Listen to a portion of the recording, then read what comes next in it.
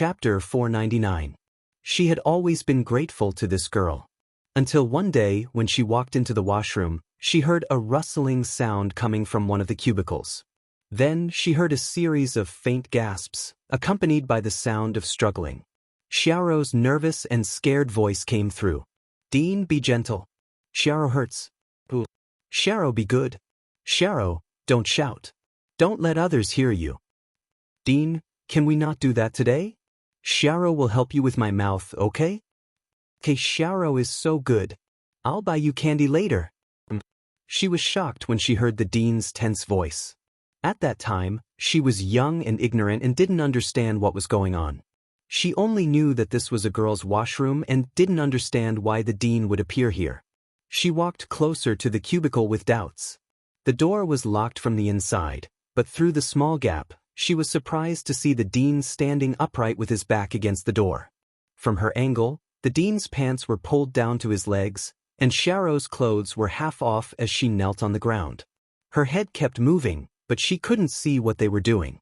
She moved closer, but her face accidentally bumped into the door, which alarmed the two people inside. Xiaorou was shocked. She raised her head guiltily and looked at the door with a pair of frightened eyes. Xianxia couldn't dodge in time and their eyes met. At that time, she was inexplicably flustered. Maybe it was because Xiaorou's eyes were too dark and scary, or maybe it was because the embarrassment and anger in Xiaorou's eyes had been discovered that scared her. She quickly ran back to her room. That night, when Xiaorou came back, she was reading a comic book on the bed. Pushing the door open, Xiaorou strode to her bedside and pulled her off the bed by her hair. Leaning against her ear, Xiaorou's voice was threatening and angry. "Did you see? What did you see?" She was frightened and shook her head, but she didn't understand why Xiaorou was so flustered. Xiaorou got up and kicked her. She stood up and accused the other children while crying, "She bullied me." "I didn't." Without waiting for her to explain herself, the other children rushed up angrily, punching and kicking her. Among the children, Xiaorou's words were like an imperial edict, because she treated every child very well. She would give them snacks to eat and play with them. Among the children, her words were absolute. No child dared to disobey her. That night, she was sent to the infirmary with injuries all over her body. She didn't even understand what had happened, but somehow, she had become everyone's public enemy. The next day, she realized that the jade pendant she had placed under her pillow was gone. She asked everywhere, but no one said that they had seen it. When she saw the jade pendant hanging around Xiaorou's neck, she immediately said excitedly, "That's my jade pendant." Xiaorou retorted, "What are you talking about? This is my jade pendant. My mother gave it to me. You're the one who stole my stuff, you thief." "I'm not a thief." In the face of everyone's doubts, her pale and weak explanation seemed a little hollow.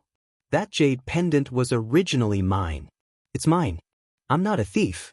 I'm really not a thief." Chapter 500. Xiaorou's harmless smile was very lovable and it quickly aroused the anger of all the children. "How could Princess Xiaorou steal your things? You're the thief. You're clearly lying. You're lying." She was unable to defend herself and could only watch as her mother's relic was taken by someone else. Compared to the sweet-looking Xiaorou, she was like Cinderella. No one was willing to believe her and no one was willing to stand in her position. From then on, all the children treated her like snakes and scorpions, as if she was a vicious and bad child.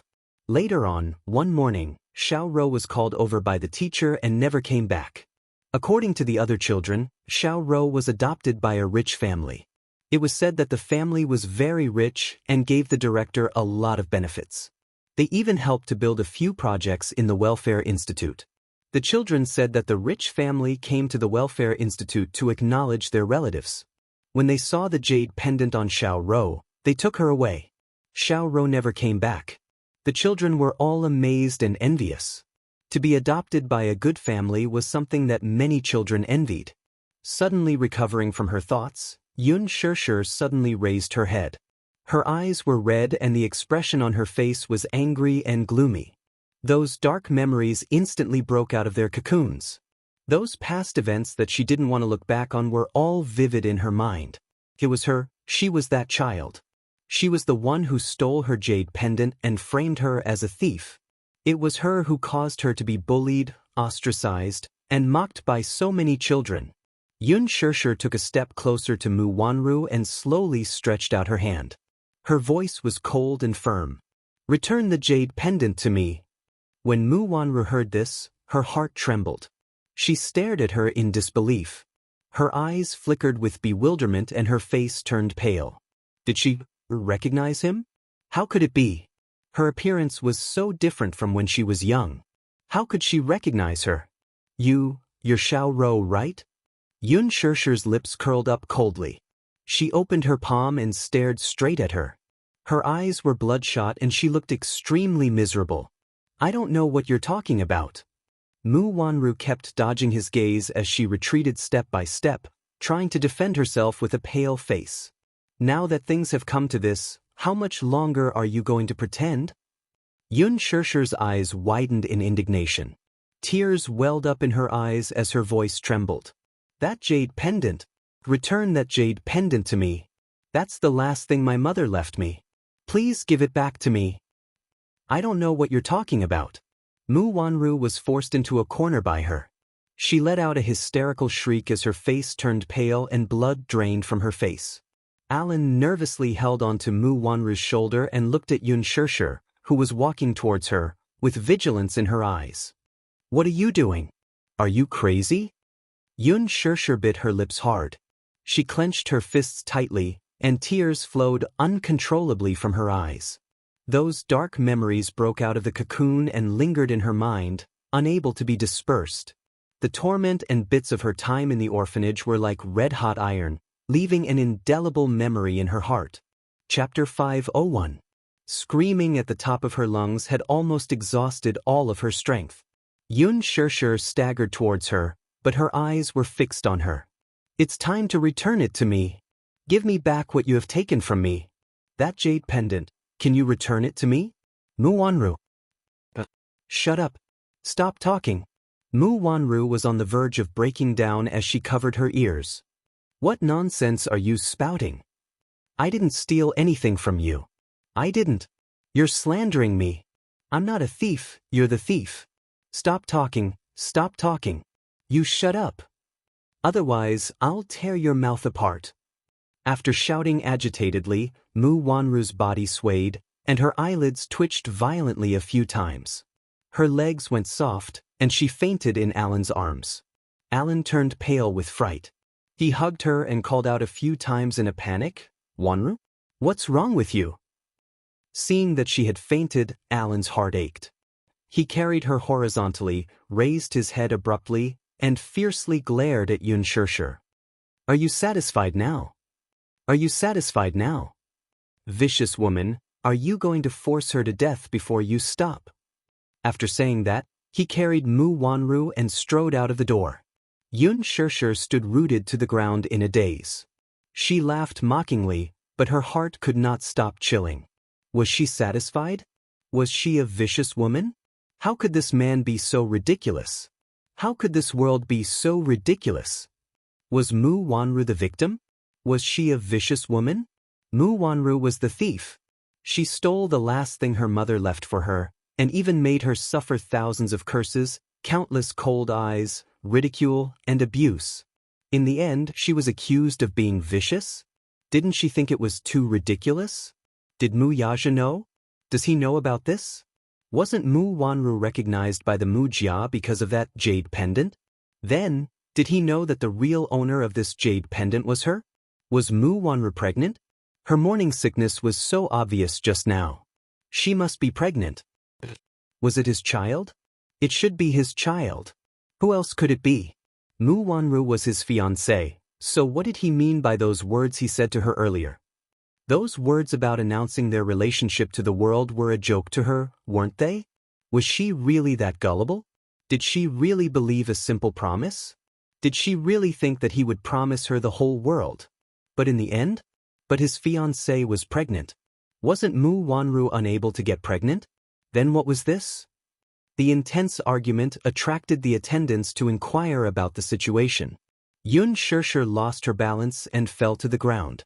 Her trembling hands slowly covered her pale face. Her eyes were empty and hopeless. Qin Zhou heard the news and rushed over. Seeing her lying on the ground, he was shocked and immediately went forward. "Xianxia, what's wrong?" Yun Xianxia's eyes were wide open and her voice trembled. "Qin Zhou, I'm not a thief, do you believe me?" Qin Zhou was confused by her sudden question.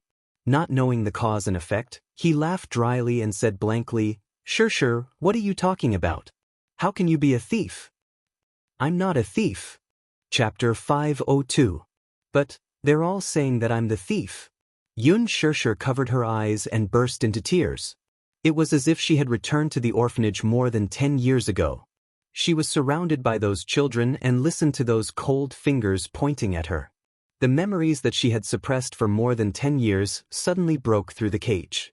Those piercing voices of doubt, those malicious speculations, and those sinister accusations all lingered around her ears.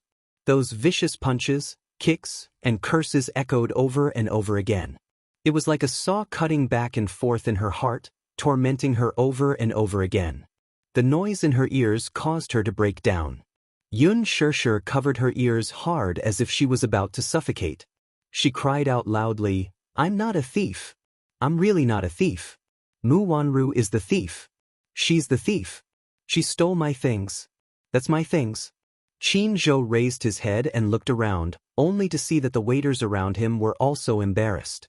The polite smiles on their faces gradually became stiff, and they looked at each other. When they saw Qin Zhou's puzzled look, they all shook their heads. They had just arrived and didn't know what had happened. When she heard the commotion and rushed over, she was already in a daze and talking to herself like a puppet. Qin Zhou lowered his head again and looked at Yun Xianxia. Her eyes were tightly shut and her body couldn't stop trembling because of immense fear. She knelt on the ground and carefully curled up into a ball. Her shoulders couldn't stop shaking. Her helpless and desperate look made Qin Zhou's heart ache. He didn't know what had happened, but seeing her frightened and flustered look, he couldn't care less about arousing suspicion. He reached out his hands and hugged her shoulders, pulling her into his embrace. Gently placing his palm on her head, he stroked her hair over and over again. Lowering his head, he comforted her gently, "Sir, I believe you. Don't be afraid, I'm here."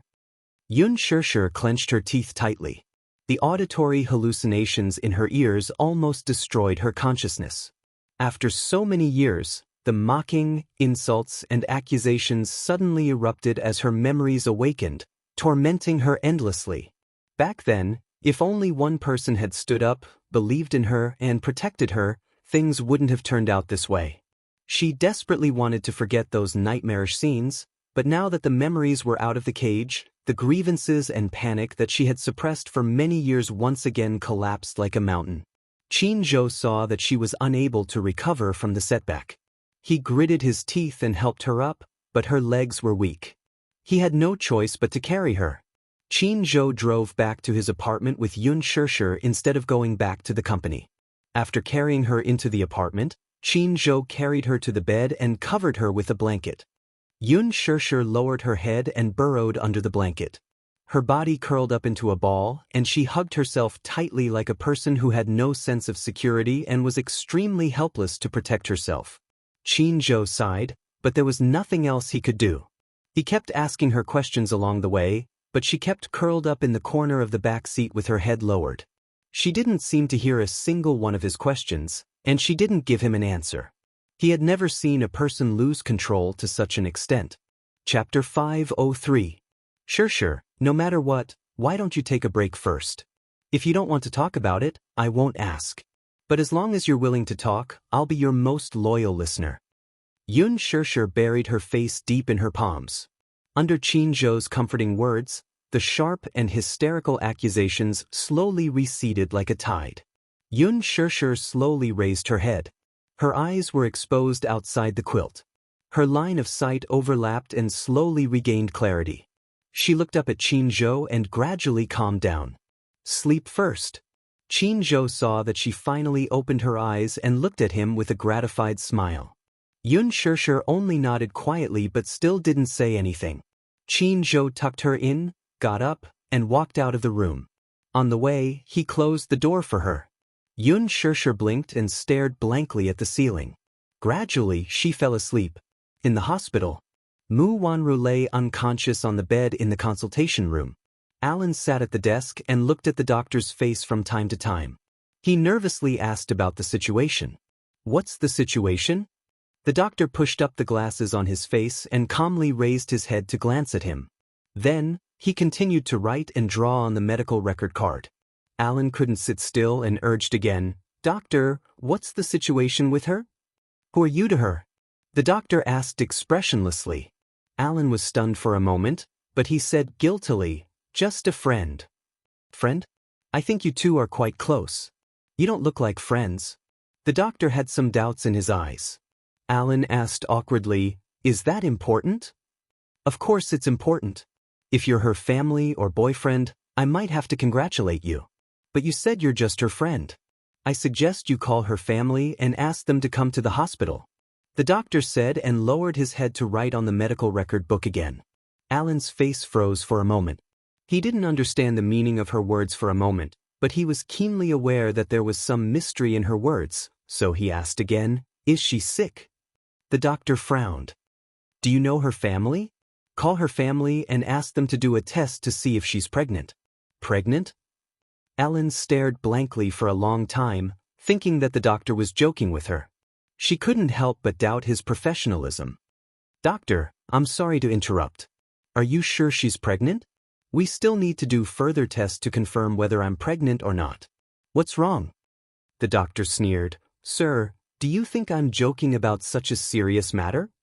"That's impossible." Alan hesitated for a while before saying slowly, "She was found to be infertile. Because of this, her family even invited a doctor, but they all said that she was congenitally infertile." "How is that possible? This girl's body is clearly very simple. What's the basis of those doctors saying that she's infertile?" The doctor found it ridiculous. "Since you don't believe me, take her to do an HCG examination. We'll get the results soon. It's useless for you to waste your breath on me." Alan frowned, but he hesitated for a long time without making up his mind. He also wanted to do an HCG examination for her to see what was going on. Chapter 504. What if she was really pregnant? Although this hospital was a private hospital, the Mu family would be able to find out if there were any medical records left in any medical center in the capital. What if she was really pregnant? In less than 2 days, the news would spread to the Mu family. He remembered that Mu Wanru and Mu Yaja had never had any physical contact. But now, there was news that she was pregnant. Mu Wanru had to kill him. Let's not bother about whether she was fertile or not for the time being. Even if she was really pregnant, the child in her stomach could not be saved. If the test was done and she was really pregnant, then, to a wealthy family, a premarital pregnancy, and the child was not even Mu Yaja's, was undoubtedly a huge scandal. Thinking about it carefully, it was not impossible for her to be pregnant. When he did it with her, it was probably because he knew that she was infertile. He was a little fearless, so he had never taken any safety measures. It was not impossible for her to be pregnant. Alan stood up and said, "I'll make a decision after I inform her family. Today, I'll send her home first." The doctor looked up blankly and said, "Oh." He felt that this man was really strange, but he did not think much about it. He only told him a few things to take note of and let him pay the registration fee. When Alan carried Mu Wanru to the car, Mu Wanru had already woken up. Seeing that she had woken up, Alan was nervous. "You're awake. Where is this?" Mu Wanru had a splitting headache. She rubbed between her eyebrows and looked out of the window. When she saw the hospital sign, she was stunned. "Why are you in the hospital? You fainted just now." "So, I was worried about you and sent you to the hospital." Alan was halfway through his words when he stopped abruptly and did not continue. He was still considering whether to tell her about this matter. Now that she was only pregnant, it was not confirmed if it was true. Mu Wanru did not know what he was thinking. She suddenly recalled what happened before she fainted. Thinking of Xianxia's horse accusations, her heart stopped for a few seconds. She bit the tip of her thumb uneasily and panicked. Did she find out? Did she remember what happened before? How much did she know? Did she only remember that she had stolen her jade pendant, or did she know what status this jade pendant represented? Damn it. Seeing her flustered expression, Alan recalled the doctor's words and finally decided to confess to her. What is it? Speak. She was distraught, so her tone was unkind. Alan hesitated for a few seconds before asking slowly, "What exactly happened when you were found to be infertile?" He suddenly brought up this topic. Mu Wanru was startled for a moment, and then she felt a dull pain in her heart. She said with an unhappy expression, "Why are you suddenly asking this?" Her inability to conceive had always been the most unforgettable thing in her heart. If she could have children, perhaps she would have married Mu Yaja long ago.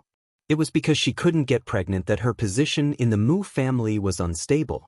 Since ancient times, rich and powerful families had always relied on their sons to rise in status. If he didn't have children by his side, he wouldn't have any status. It was precisely because of this that she was unable to bear a child for Mu Yaja. Naturally, her position would not be stable. Chapter 505. Mu Wanru's heart was filled with grievances and heartache. She clenched her teeth and said with tears in her eyes, "If it wasn't for my infertility, maybe I would have married him long ago." "What do you mean? Tell me clearly." Alan was anxious and asked again. Mu Wanru recalled and said, 6 years ago he and I were about to get engaged, but he said that he had to do a routine physical examination before the engagement. But in the end, the doctor told me that I was born infertile and could not have children. Grandpa thought of many ways and invited many doctors to treat me, but they all said that I had no hope of getting pregnant in my life. How could it be? Alan frowned in surprise. One side said that there was no problem with Mu Wanru's body, and the other side brought in authoritative experts, who were sure that she could not get pregnant at all. The two sides contradicted each other, and it was really puzzling. Whether she was pregnant or not, the general doctor could diagnose what the problem was. Infertility, on the other hand, was a profound mystery. Which side was the problem? How would I know? Mu Wanru said with tears in her eyes, "Those authoritative experts were all sent by Mu Yaja from authoritative medical centers all over the country, and they were all authoritative professors. They all said so. What can I do? What can I do?" I wanted to try, but he didn't give me a chance at all. He didn't even touch me. He really didn't touch you? Alan asked doubtfully. It's true. He really hates me. She laughed self-deprecatingly. There was one time when he was a little drunk. I helped him to the bed. Originally, I wanted to, but he pushed me away. I even doubted that he was a normal man. Even if I stood naked in front of him, he didn't have any reaction. He didn't want to touch me at all. He hated touching me.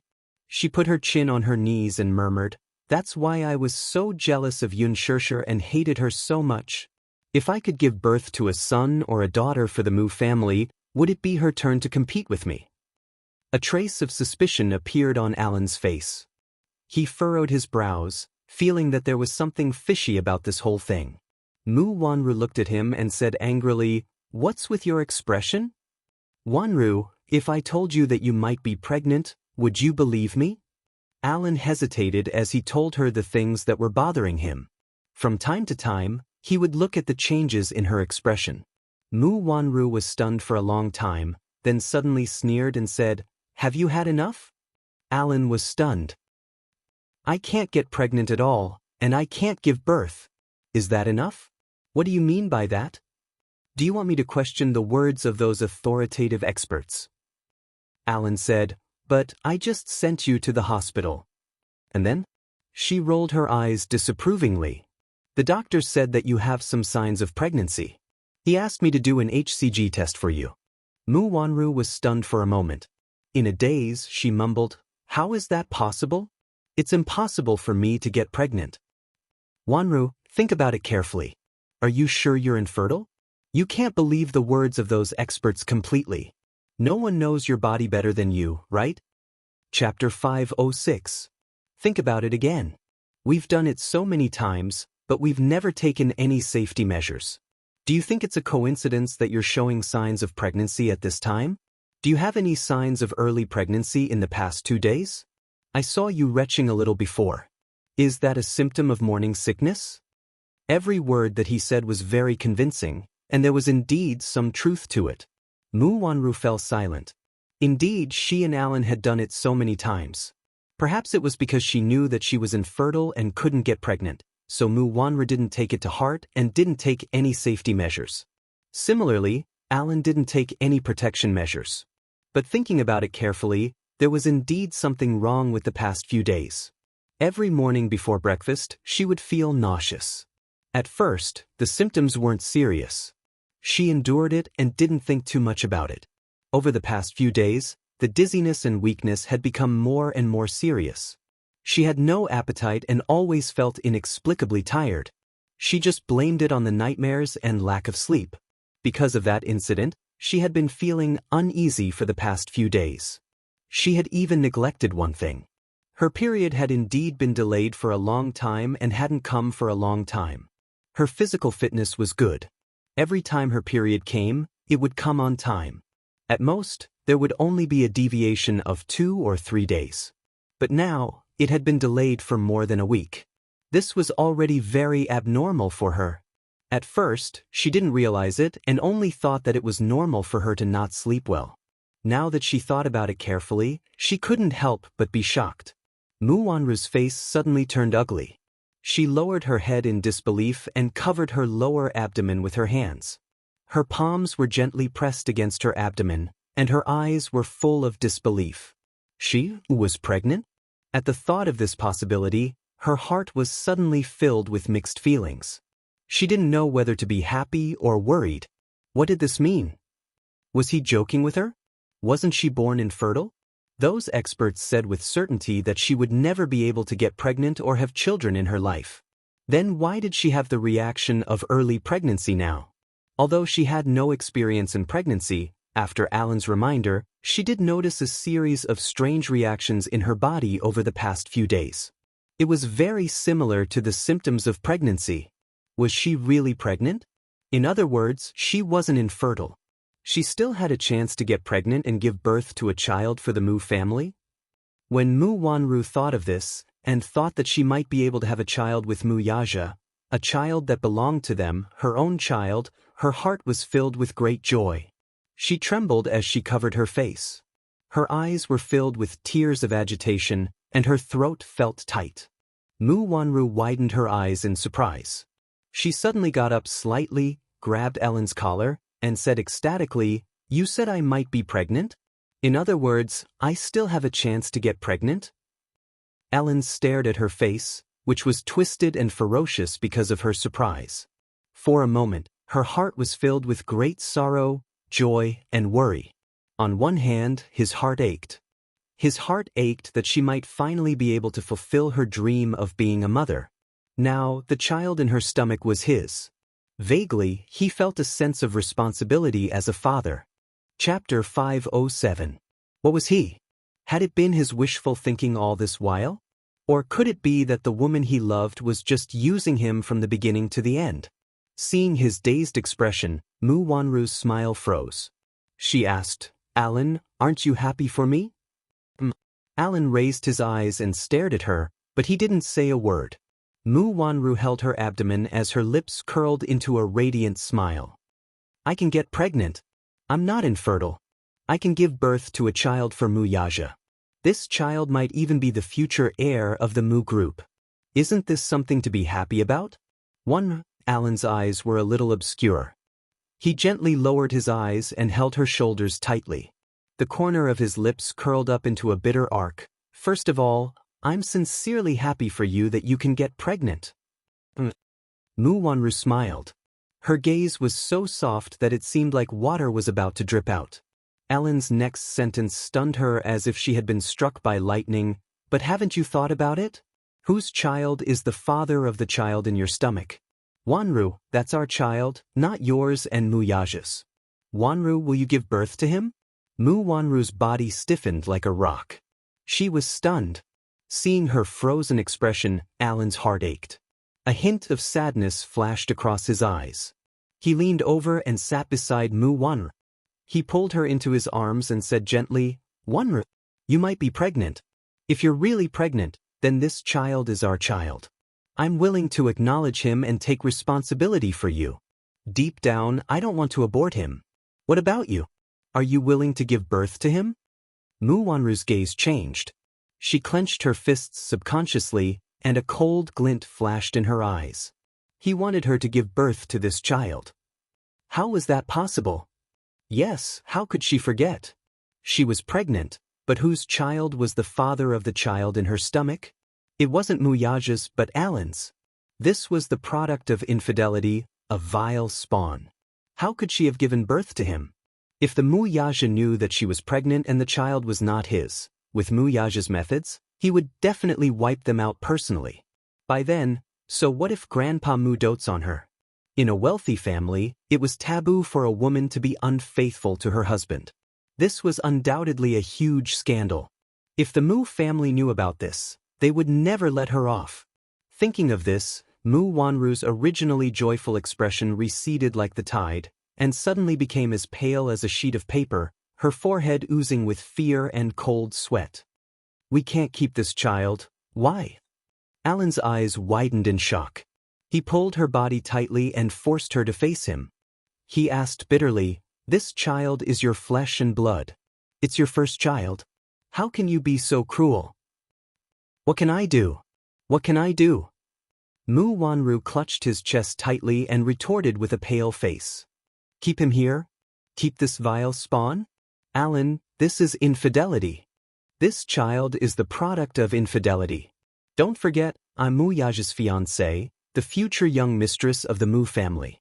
I'm going to be young Madame Mu. How can I keep your child? Are you dreaming?" Chapter 508. What's incestuous? What's a vile spawn? That's your child. How can you be so heartless as to call him a vile spawn? Alan gripped her shoulders tightly, his eyes bloodshot and staring straight ahead. Mu Wanru was stunned for a moment. Suddenly she sneered and asked, "Alan, don't tell me you're really in love with me?" Alan was stunned and looked at her in disbelief.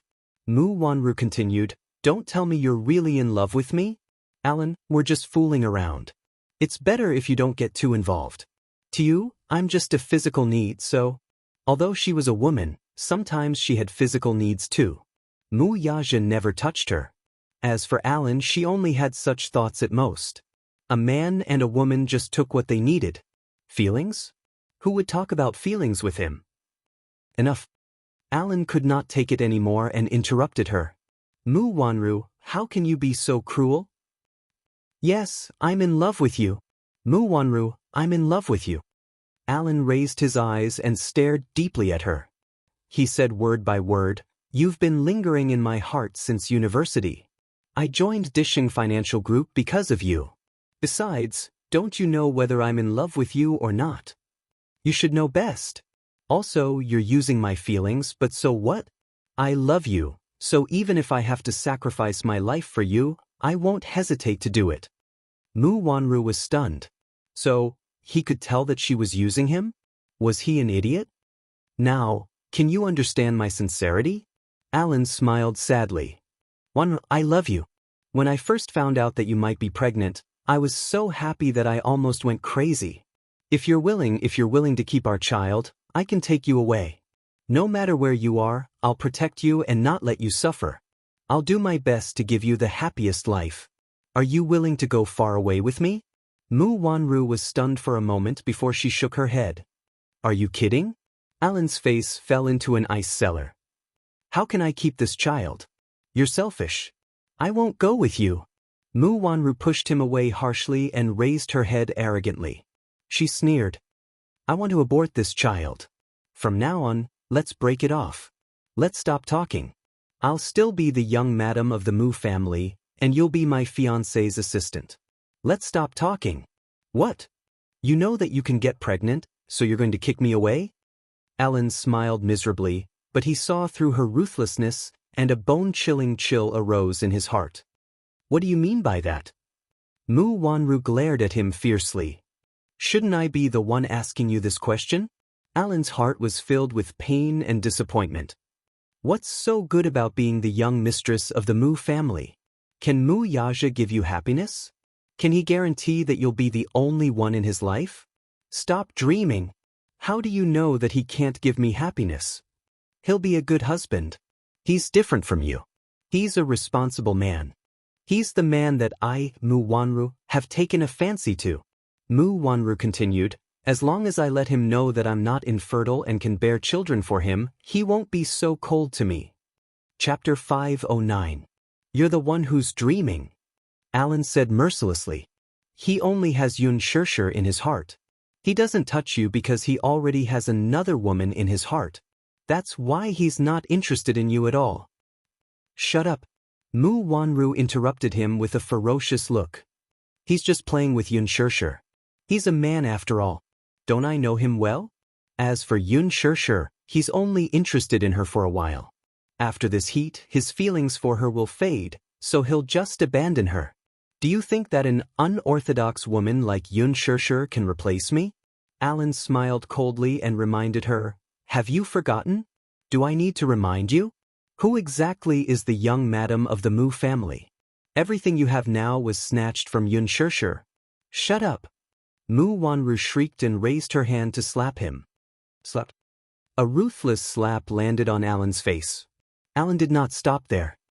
If you hadn't snatched her jade pendant back then, old Master Mu would have brought her back to the Mu family by accident. The person by Mu Yaja's side now should be Yun Shirshir, not you. Mu Wanru, haven't you realized the truth until now? Mu Yaja doesn't belong to you. You can't force things that don't belong to you. Shut up. Shut up, shut up. Mu Wanru covered her ears like a madwoman. When she saw that Alan did not intend to stop there, she raised her hand again, but Alan reached out and held it tightly. Wanru, even if you want to get rid of this child, tell me. How do you plan to hide it from the Mu family? How do you plan to get rid of this child without anyone knowing? Alan smiled, revealing his white teeth. Don't forget that the Mu family has spies in all the medical centers in the big capital. You should know how powerful the Mu family is, right? Or do you plan to go to a small clinic to get rid of it secretly? Mu Wanru was stunned for a while upon hearing this. How could she not know? All the medical centers in the capital were inextricably linked to the Mu family. Even if she escaped from the capital, it might not be too risky. Right now, only a small clinic could hide it from the public. Mu Wanru said, as long as I can get rid of this child, so what if it's a small clinic? Do you have the heart to degrade yourself? Alan was completely enraged. This is our child, a life. All right, then I'll stay. Mu Wanru paused. Before Aaron could reveal a gratified smile, she coldly said, as the Mu family's descendant. What do you mean? Alan asked in shock and anger. You're too naive. Whether or not it's his child, do you think you can hide it from him forever? Alan could not help but mock her naivety. This has nothing to do with you. Mu Wanru said coldly, anyway, I can't go far away with you. Do you think everything will be fine if I just leave with you? Do you think the Mu family will let us go? Who's the naive one here? Chapter 510. That's enough. I don't want to hear your nonsense. You'd better keep your mouth shut about this matter before I come up with a compromise. I don't want anyone to know that I'm pregnant. We're still in the same boat now, so don't you dare play any tricks. Aaron smiled bitterly but did not say anything in the end. He got into the car expressionlessly. Mu Wanru sat in the car. Along the way, she lowered her head to look at her flat stomach. A complicated look flashed across her eyes. The Bentley slowly drove into the car park of Leji Holdings. Li Hanlin alighted from the car, walked to the back seat, and opened the door. Yun Tianyu alighted from the car, and Li Hanlin bent down slightly to carry him. He raised his head to look at the tall building in the center of Leji Holdings and asked in a low voice, have you investigated that woman's matter? Yes, I have. Let's go in. Li Hanlin nodded and carried Yun Tianyu into Leji Holdings. Along the way, the employees threw them surprised looks from time to time. A passing secretary saw Li Hanlin carrying a delicate-looking little lad and was surprised to see him. She asked in surprise, Agent Li, you're here. Ah, this child is so adorable. Who is he to you? Yun Tianyu frowned unhappily and said lightly, You still have the mood to chat during work hours?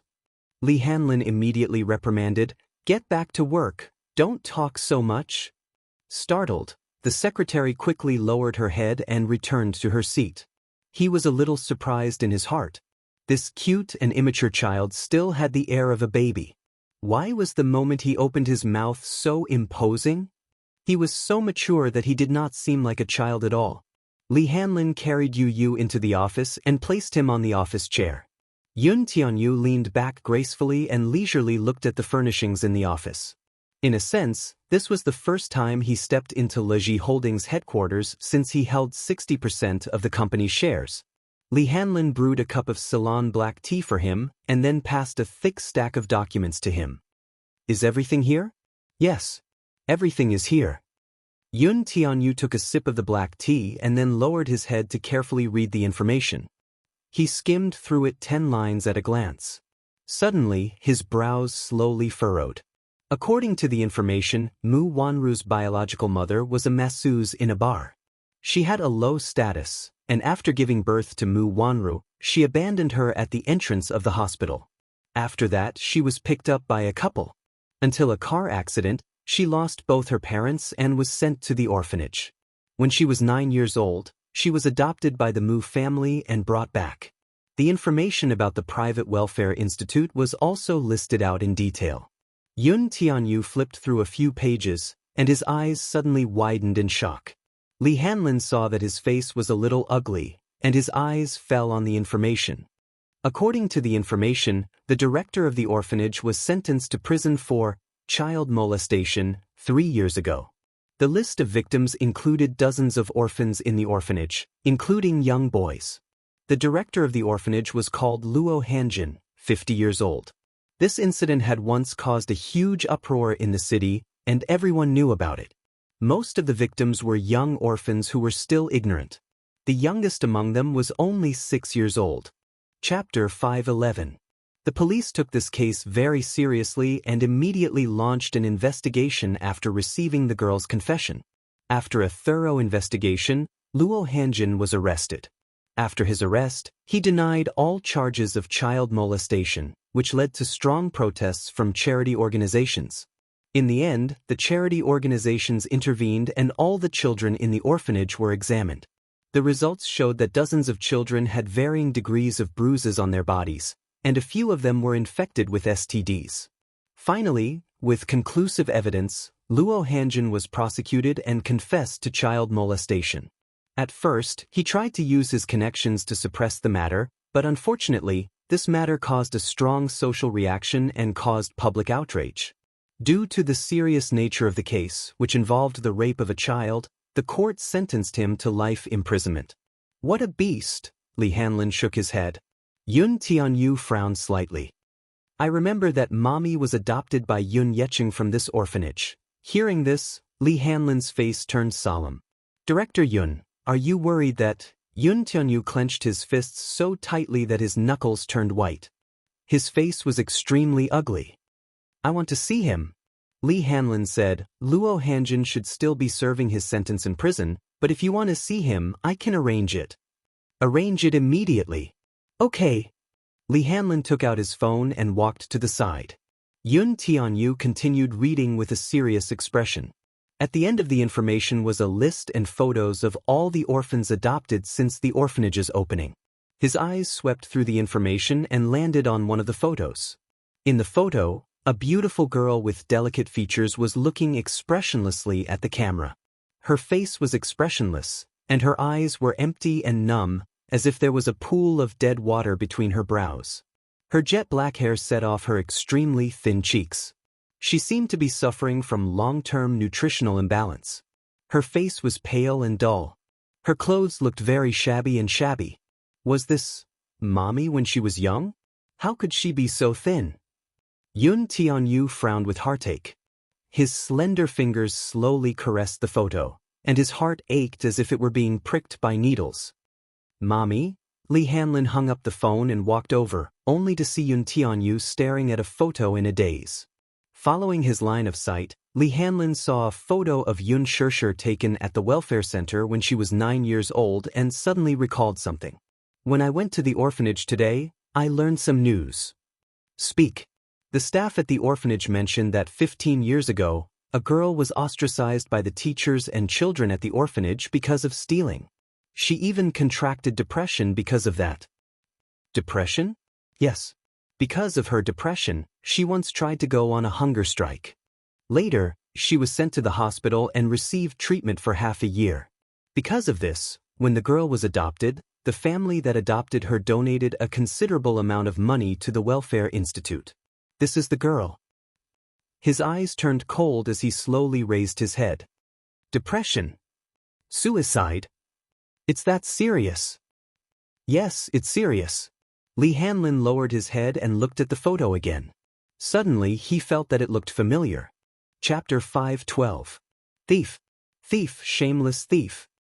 It's all because of you that Xiao left in a fit of anger.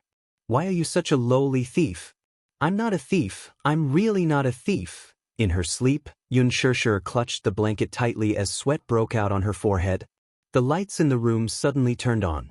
Qin Zhou pushed the door open and walked in. He had knocked on the door for a long time, but no one answered. He was worried about her, so he entered the room. At this moment, the sky outside the window had darkened. The night breeze blew in through the window, causing the curtains to flutter. He immediately walked over and closed the window. The slight movement woke up the person who was sleeping on the bed with a start. Yun Shirshir opened her eyes. In her hazy vision, there was a ceiling. Then she saw Qin Zhou's smiling handsome face. Darling, you're awake? Yun Shirshir felt a slight headache. She fell asleep in a daze, but the nightmares kept on waking her up. She slowly sat up on the bed. Qin Zhou immediately picked up a cushion and placed it behind her back.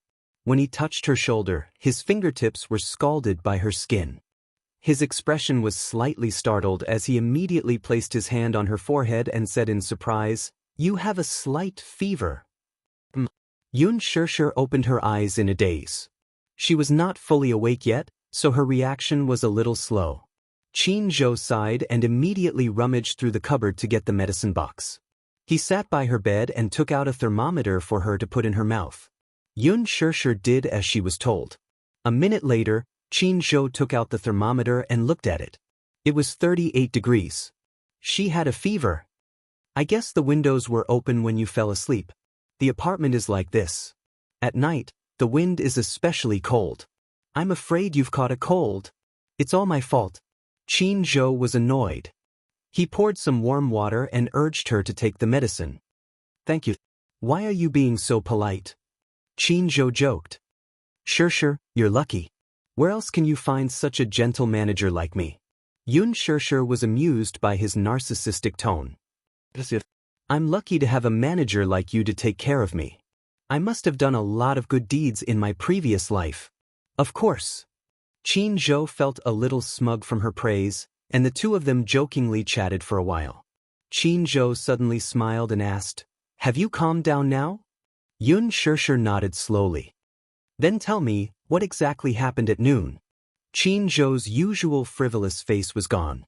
It was rare for him to care about someone so seriously.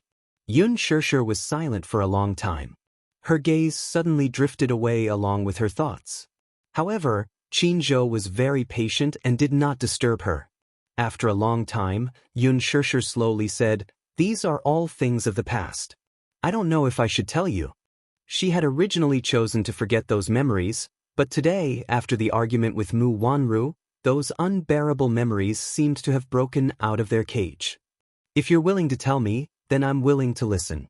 If you're not willing, then I won't force you. However, I want you to know that even though I'm your manager in name, in my heart, I treat you like family. In the future, we'll be in the same boat and share weal and woe. So, you don't have to treat me like an outsider. Qin Zhou's expression was serious, and his words were sincere. Yun Shirshir nodded and told him about the grievances between her and Mu Wanru. Chapter 5:13. Does this mean that Mu Wanru is the girl who stole your jade pendant 15 years ago? Qin Zhou questioned. Yun Shirshir nodded, her eyes dark. I heard that Mu Wanru was adopted by the Mu family 15 years ago. It said that Grandpa Mu had an adopted daughter whom he doted on very much. Her name is Mu Qingqing. Although she's not of the Mu family's blood, Grandpa Mu treated her as his own and treated her as the apple of his eye. However, more than 20 years ago, Mu Qingqing got pregnant out of wedlock. To cover up this scandal, Grandpa Mu ordered her to abort the child.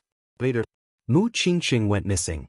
In order to find his beloved adopted daughter, Grandpa Mu turned the entire capital upside down, but he still could not find her. Even so, there was still a clue, and he did not give up. Later, I heard that Qin Zhou's voice suddenly sank. Mu Qingqing was found, but she's dead. Yun Shishir's heart skipped a beat. Dead? She died in a car accident. It was too horrible to look at. Qin Zhou shook his head helplessly. Grandpa Mu was in so much pain that he wished he was dead. Later, he started looking for Mu Qingqing's 2 children. Mu Qingqing, Yun Shishir said in a daze. I only know that my mother's surname is Qin and her name is Cheng. Didn't your mother mention your family background to you? He asked in confusion. Yun Shishir shook her head. My mother has been very tight-lipped about my family background. She only told me that there's a Mu family in the capital, and that there's someone called Mu Sheng who's the cruelest executioner in the world. She told me not to step into their house no matter what. Mu Sheng. Qin Zhou suddenly stood up agitatedly and said solemnly, there's only one Mu family in the capital, and the head of that family is Mu Sheng. Don't tell me that your mother is Mu Qingqing. Yun Shishir suddenly fell silent. Qin Zhou continued, could it be that Mu Wanru stole your jade pendant, and that jade pendant is your mother's personal keepsake? Grandpa Mu recognized the keepsake and took Mu Wanru back to the Mu family as your mother's child? Probably so. So, you're the real daughter of the Mu family? Mu Yaja's real fiancée? Qin Zhou raised his eyebrows slightly, feeling that life was truly a fantasy. All this time, the real daughter of the Mu family had been a fake. However, the real princess ended up in the human world by accident. This was too dramatic. It could be made into a TV series. I won't go back to the Mu family. I just want her to return the jade pendant to its rightful owner. Yun Shishir looked up and said, that was the last thing my mother left me. Because of that woman's selfishness, I was at the mercy of others in the orphanage. The orphanage you're talking about, I think I have some impression of it. Qin Zhou carefully recalled and suddenly slapped his forehead. Is the director of that orphanage called Luo Hanjin? Yun Shishir's face froze when she heard that. Her face turned as white as a sheet in an instant. She never knew the name of the director of the orphanage, but in her heart, that man was undoubtedly a devil. A terrifying demon who should go to hell. Chapter 5:14. Wasn't Luo Hanjin exposed in a scandal a few years ago? He was accused of molesting children and raping young girls. It was a big deal, and many children in the orphanage were found to have been violated to different degrees. That orphanage was privately owned. It claimed to be a social orphanage, but in private, it secretly sold those beautiful young girls to rich people to raise skinny horses. What do you mean? Yun Shishir came back to her senses and was a little puzzled by his words. Raise skinny horses? What did that mean? Qin Zhou's expression changed. Don't you know what it means to raise skinny horses? I don't quite understand. Skinny horses? It has nothing to do with horses. I think it's not that you don't quite understand, you don't understand at all. Ha, innocent girl. Qin Zhou's lips curled up and he smiled. Have you heard of Yangzhou's skinny horses? Yun Shishir shook her head in confusion. Qin Zhou explained to her, in the entertainment industry now, many popular groups may look glamorous on the surface, but in fact, they have rich people behind them. For example, the popular Sweet Girls is actually a skinny horse raised by a record company. Many rich people like to raise skinny horses, and this is a popular trend in high society. What does it mean to raise skinny horses? Yun Shishir was a little confused. It starts from ancient times. In the Jiangnan area, there were many young girls who were specially trained to be married to rich people as concubines. Most of these girls were beautiful because they were thin, so they were called skinny horses. In the Ming and Qing dynasties, skinny horses had become a lucrative investment, and a large number of people engaged in this business. Qin Zhou paused, glanced at Yun Shirshir, and continued to explain. These people specially selected young girls from poor families from all over the country. These young girls were like goods that were picked and selected. Those who were good-looking, cultivated talents, were proficient in the 4 books and 5 classics, and were good at everything. In the end, they were sold to rich people at high prices as concubines. But not all skinny horses were lucky enough to marry rich people. In the end, the remaining skinny horses were sent to the brothels. Most of the prostitutes by the Qinhuai River were skinny horses. When Yun Shirshir heard this, she was skeptical. There was actually such a thing. Seeing the look of disbelief on her face, Qin Zhou smiled and said, that private orphanage used the name of the orphanage to adopt those orphans. They secretly picked out those who looked delicate and pretty, and some of them were given to rich families. These girls were all clearly priced. Yun Shirshir frowned. It turned out that there was so much darkness in the world that she didn't know about. His heart was filled with terror. Her dark childhood in the welfare home had taught her about Luo Hanjin's despicable and shameless ways. However, Yun Yecheng's appearance had brought her away from this abyss of suffering. For this, she was truly grateful to him. If not for Yun Yecheng, she really did not know what would have happened to her. While she was lost in her thoughts, Qin Zhou had already brought the cooked porridge over. After setting up the table on the bed for her, he placed the porridge and side dishes in front of her and said with a smile, "You must be hungry, hee. Come and try the porridge that Lord Qin Zhou specially cooked for you. Let's see how good it is." Yun Shirshir asked in surprise, "You cooked it for me? What else could it be? I saw that you didn't eat lunch and slept the whole afternoon. You should be hungry when you wake up." Chapter 5:15. You should be thanking me. He crossed his arms. Look, I'm not just your manager. I'm also your nanny. I've never been so considerate to anyone before. He sat by the bed and suddenly said seriously, Shirshir, some things are in the past, so don't dwell on them. When there's pain, you should let go of it and not hold on to it. I've always believed in karma. This person, without saying a word, without doing anything, it was all part of his karma. If one sows good karma, one will bear good karma. Sows evil, reap evil. That Mu Wanru has evil intentions, she'll suffer the consequences sooner or later. Yun Shirshir thought that his words made sense. Qin Zhou, do you believe in Buddhism? I don't believe in Buddhism, but I believe in karma. He propped his chin with one hand and said, good and evil will be repaid. Every dog has its day. Some people do evil, and no matter how late the retribution is, it will eventually befall them. On the long corridor in the prison, the sound of chains dragging on the floor was ear-piercing. A middle-aged man with white hair was walking slowly. The prison guard mercilessly kicked him. Walk faster. The prison door slowly opened. In the interrogation room, Yun Tianyu sat on a chair with Li Hanlin standing beside him. When the man was dragged into the interrogation room by the prison guard, he saw a delicate-looking little lad sitting on a chair like an elegant and cute little gentleman. However, the expression on the child's handsome and tender face was extremely cold. Luo Hanjin was pushed to the interrogation chair with his hands cuffed. Li Hanlin exchanged glances with the prison guard. The latter immediately understood and left respectfully. He felt extremely strange. After serving his sentence for so many years, he was summoned today for no reason to meet a 7-year-old child. Was he seeing a ghost? He looked warily at Li Hanlin, who was beside Yun Tianyu, and asked, Who are you? Li Hanlin looked at him expressionlessly and did not speak. The little lad beside him casually said, You don't need to know who we are. Luo Hanjin, I'm here to ask you a few things, and you'd better answer me honestly.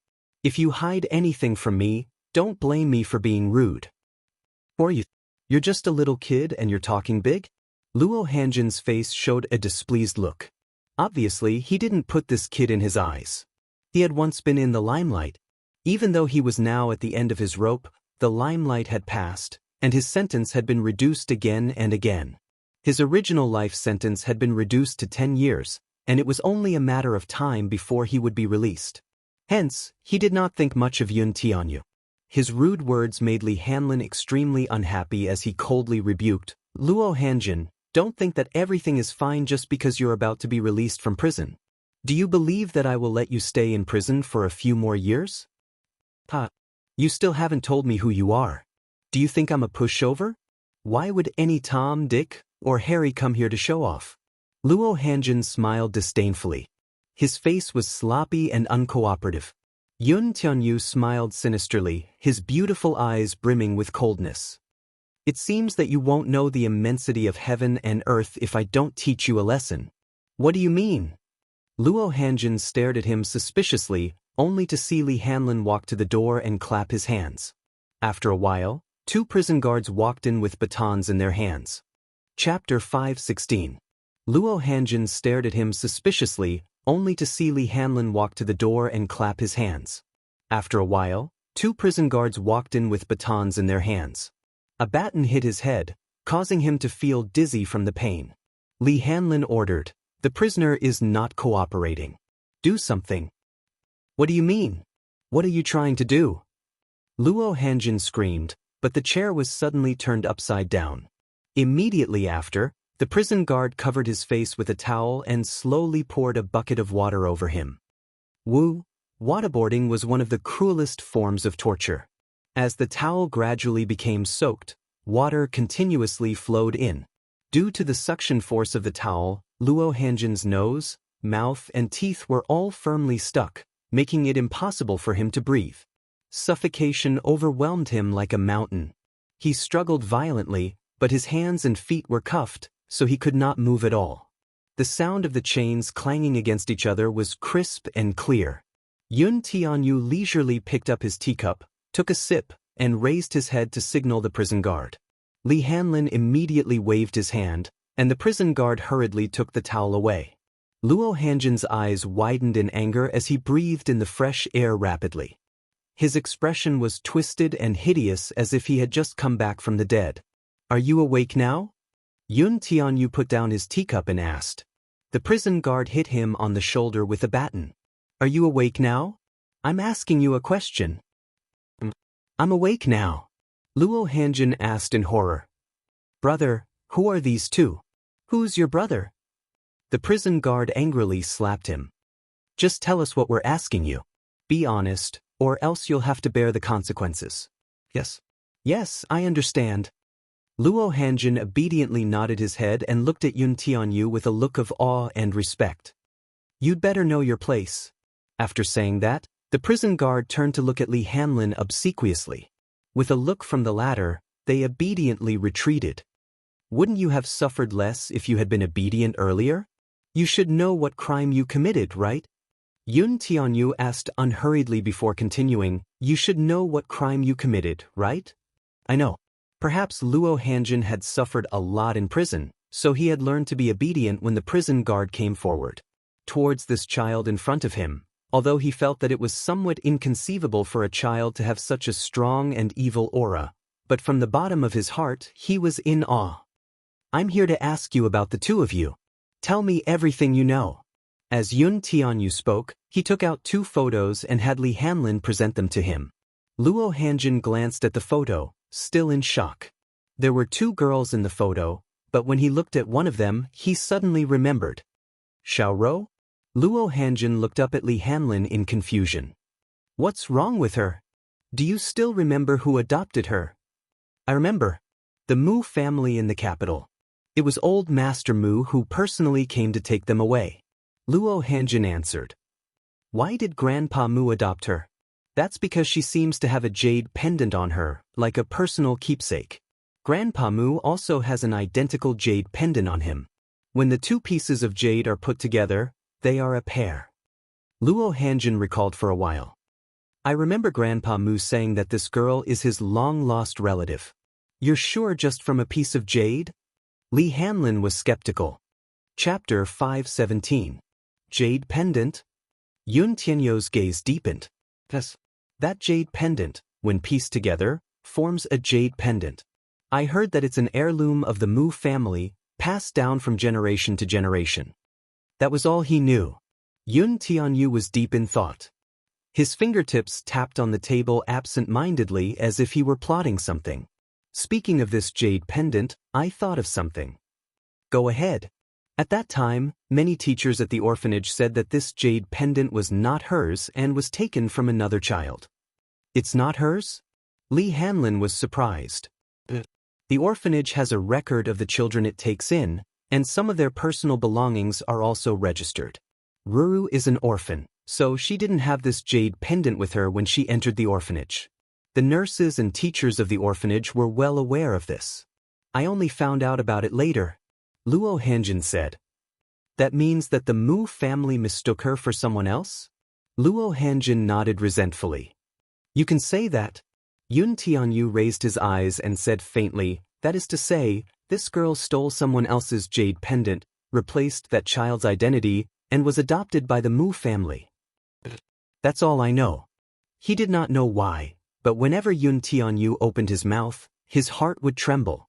This child was still so young. His aura was so strong that it was frightening.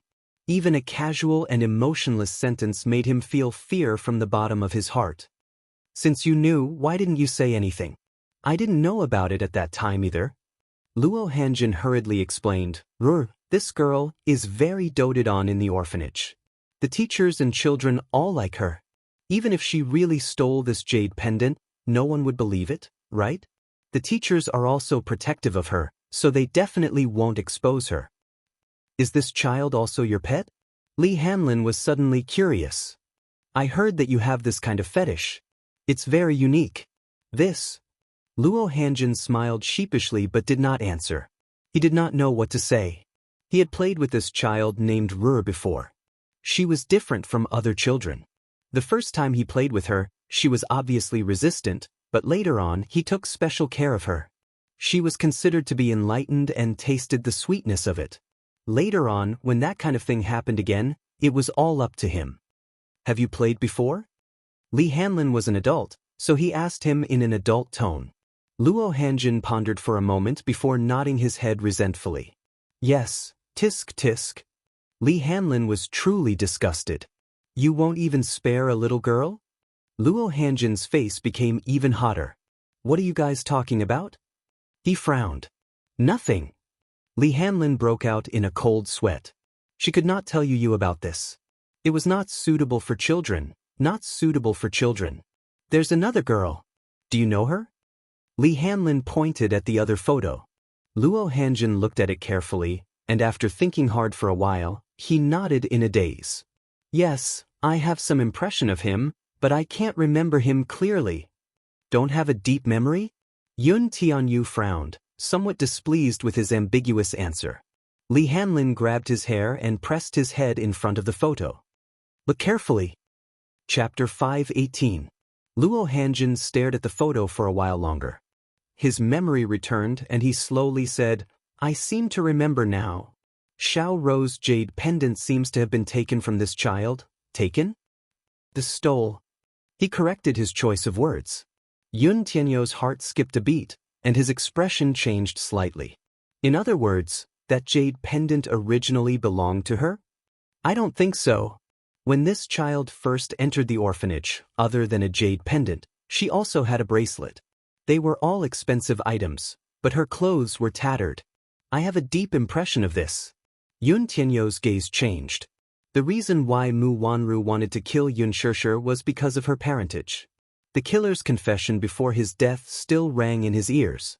Yun Tianyu furrowed his brows as he pieced all the clues together. It seemed that the whole situation was gradually becoming clearer. Li Hanlin also sorted out his thoughts. Mu Wanru and Yun Shishir were orphans from the same orphanage.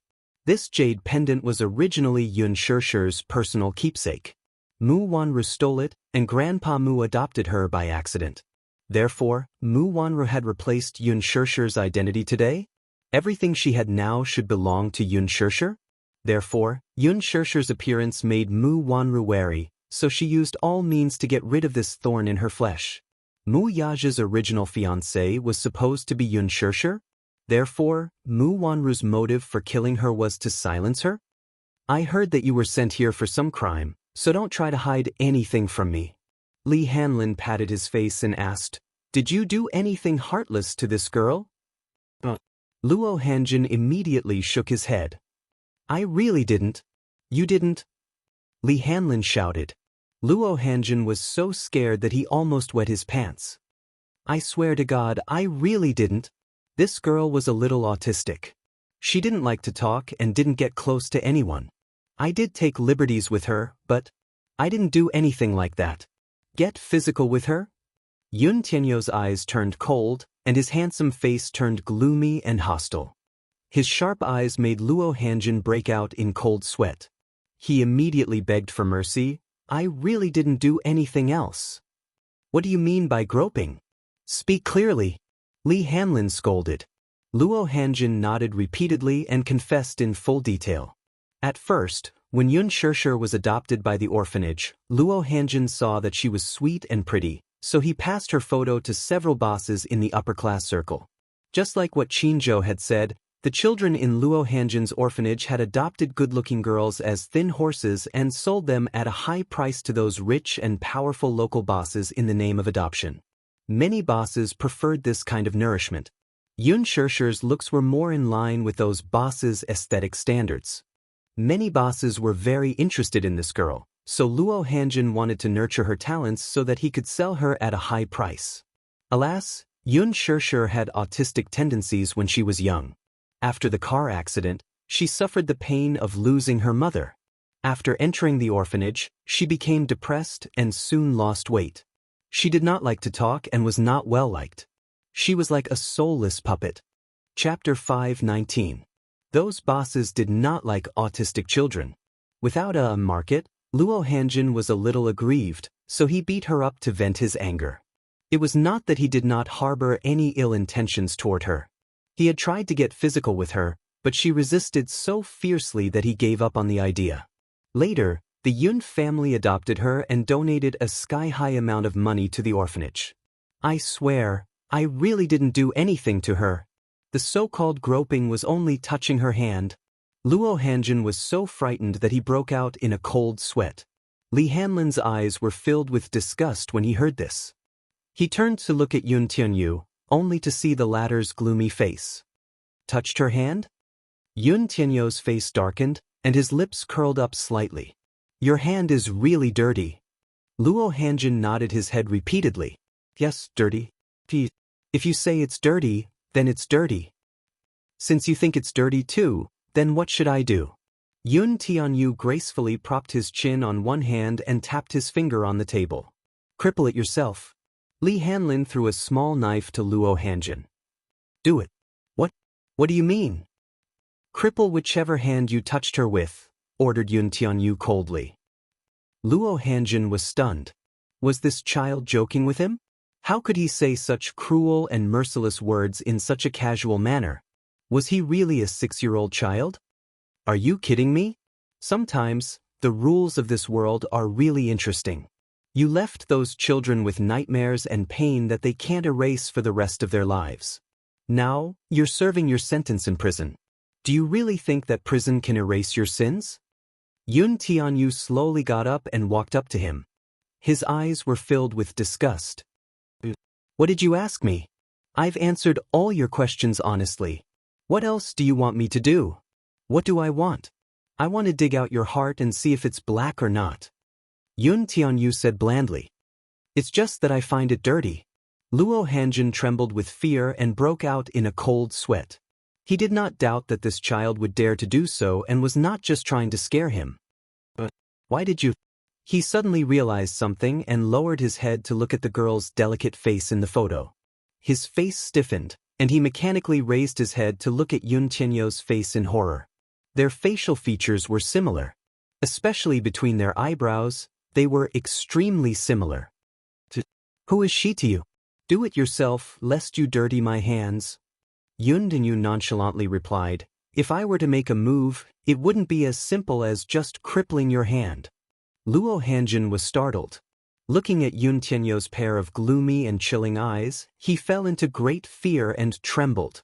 He had never believed in retribution. Even though the truth had been exposed and he had been sent to prison, he had seen his sentence reduced over the past few years through various means. He was even more convinced that the retribution was just a joke. But retribution would really come.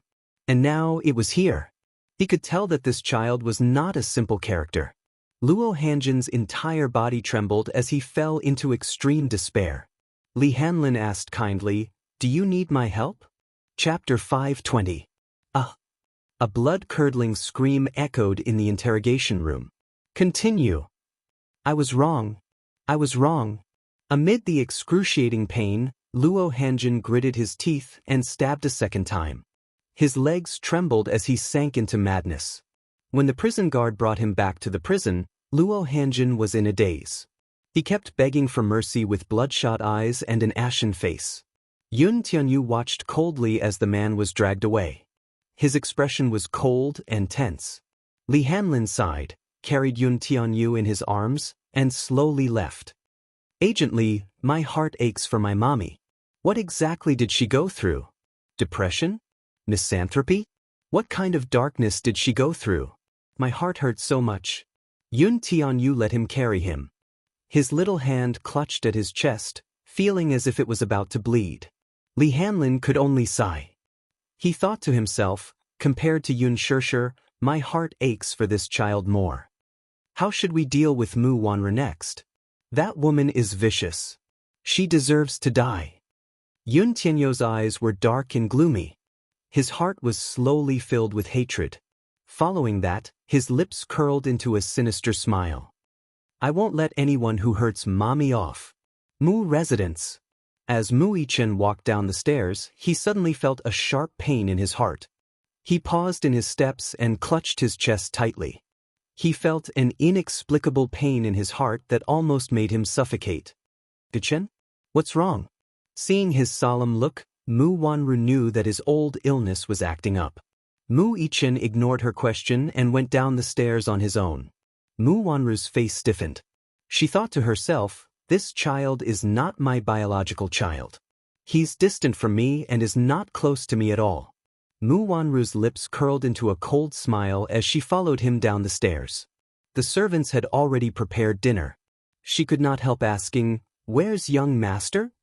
Daddy's schedule tonight is a direct flight to England to settle an acquisition case, Xiao Yichen said. I overheard it when I passed by the study room yesterday. So busy? Leaning on his walking stick, he slowly made his way downstairs. Wanru, why are you back so late tonight? Mu Wanru felt guilty for a moment and said perfunctorily, I went shopping and bought some clothes for myself. Have a seat. After Mu Sheng took his seat, Mu Wanru and Mu Yichen slowly took their seats. At the dining table, Mu Wanru suddenly raised her head to look at her grandpa and asked in a roundabout manner, Grandpa, there's something I don't know if I should ask. What is it? Mu Wanru cautiously asked. 6 years ago, I was diagnosed as infertile. Is that true? Mu Yichen raised his head and looked at Mu Wanru in confusion. He seemed to have seen the word infertility on TV before. It had been introduced in a program before. It meant that one could not have children. Mu Sheng slowly put down his chopsticks with a solemn look. For this matter, I've invited all the authoritative experts in the country and abroad. They all said that you're infertile and can't have children. Could it be that I'm really infertile? Mu Wanru pretended to be indignant. Grandpa, I really want to give birth to a child for the Mu family to continue the family line. Grandpa understands your feelings. Mu Sheng knitted his brows. But this matter can't be forced. Chapter 521. The latter was stunned. Mu Yichen showed a look of disdain on his face. Younger brother? He only had one younger brother. He would not acknowledge the child she gave birth to. Mu Yichen frowned. Yun Tianyu's cold and arrogant face appeared in his mind. This was the only brother he would acknowledge in his life. He would not acknowledge anyone else. Grandpa, this matter can't be rushed. When fate comes, success will follow naturally. The old man hurriedly consoled her, thinking that she was just worried about her child. Mu Wanru knew how to read people's expressions and knew that she would make mistakes if she spoke too much. She was afraid of arousing his suspicion. After all, she could not let anyone know about her pregnancy before she came up with a compromise. Otherwise, she would be finished. After dinner, she felt nauseous for some reason. She endured it and ran to the toilet to retch. A servant passing by saw her and asked with concern, Young madam, what's wrong? I'm fine. Look at how you're vomiting. I thought it was a sign of pregnancy. Mu Wanru's face stiffened and she glared at her viciously. The latter knew that she had misspoken and retreated with her head lowered. Mu Wanru looked up at the mirror. Her face was frighteningly pale. Thank you. You can drop me off here. Yun Shirshir got out of the car and walked to the driver's seat window. She smiled at Qin Zhou. Qin Zhou held the steering wheel and looked at her worriedly. He seemed to be uneasy. Shirshir, are you okay? You must rest early when you get back. Otherwise, it'll be hard for your body to recover. Master Qin, don't worry. My body recovers very well. I'll be back to normal after a nap. Yun Shirshir gently patted her chest to comfort him. Qin Zhou was amused by her expression and urged, All right, then you should hurry back. The car slowly drove away. After Yun Shirshir watched the car leave, she turned around, walked to the door, and unlocked it to enter the house. It was already late. Pushing the door open, the room was cold and empty. The floor-to-ceiling windows were wide open, and the night breeze blew in, lifting the pure white curtains. There was no one at home. Not long ago, Li Hanlin called to inform her that he had brought Yu to the bookstore to read. He seemed to like the child a lot. Yu always hung out with the principal. Yun Shirshir placed her bag on the cabinet. Suddenly she felt a chill. Using the moonlight shining through the window, she walked to the window and closed it. In the enclosed space, she suddenly smelled a wisp of smoke. Why is there the smell of smoke? He had quit smoking many years ago. Yu would never smoke. Yun Shirshir turned around abruptly and looked around the living room. There was no one in the huge living room. She turned around, but the smell of smoke had faded a lot. She smiled. Was it an illusion? Could it be that she was too sensitive? Feeling a little tired, Yun Shirshir walked to the bedroom door and pushed it open. Just as she entered the room, a tall shadow walked toward her. Yun Shirshir did not even have time to react before she was pressed against the door by the shadow that was right in front of her. The tall and lanky figure easily trapped her in a small space. Yun Shirshir turned pale with fright. Her eyes widened in horror as she looked up. Against the moonlight outside the window, she guessed that the shadow was a young man. Chapter 522. There was a familiar and elegant fragrance on the man's body. It was mixed with the faint smell of cigarettes. Yun Shirshir was shocked and angry. In her nervousness, she clenched her fist and swung it at the man's face. However, her fist was easily intercepted by the man.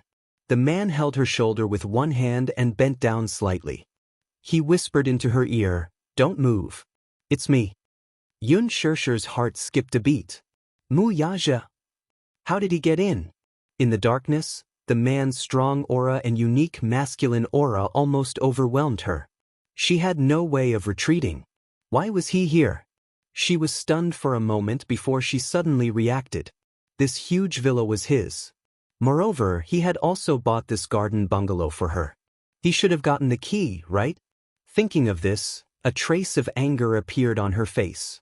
Just now, when he was frightened, he was still in a state of shock and his heart was beating rapidly. Why was this man always so self-willed? The fabric of his clothes rubbed against her skin. Through the thin material of his shirt, the man's body temperature was almost ironing her breath. For some reason, Yun Shirshir suddenly thought of Mu Wanru. This afternoon, when she saw her vomiting, she had a lot of doubts and dark clouds in her heart. She suddenly wanted to ask Mu Yaja. Did something happen between him and Mu Wanru? To put it more bluntly, did he touch Mu Wanru or any other woman? Or was she the only woman he had from the beginning to the end? She suddenly cared about this question. Before she could react, the man lowered his head and gently covered her lips, sweeping away her breath and the doubts that had yet to come out of her mouth. In the darkness, Mu Yaja couldn't see Yun Shirshir's complicated and hesitant expression. Yun Shirshir couldn't see the tense forbearance on Mu Yaja's face. The kiss was charming and lingering. He seemed to be a little anxious to possess this woman, but he carefully suppressed the desire in his body. She seemed to be a fragile object, and no matter what, he had to treat her gently. His thin lips pressed tightly against hers, almost tyrannically sweeping away her sweet breath. The tip of his tongue gently outlined the outline of her lips, carefully tracing and tasting. It was so gentle that Yun Shirshir felt as if she was being carefully doted on by this man. The temperature in the air rose.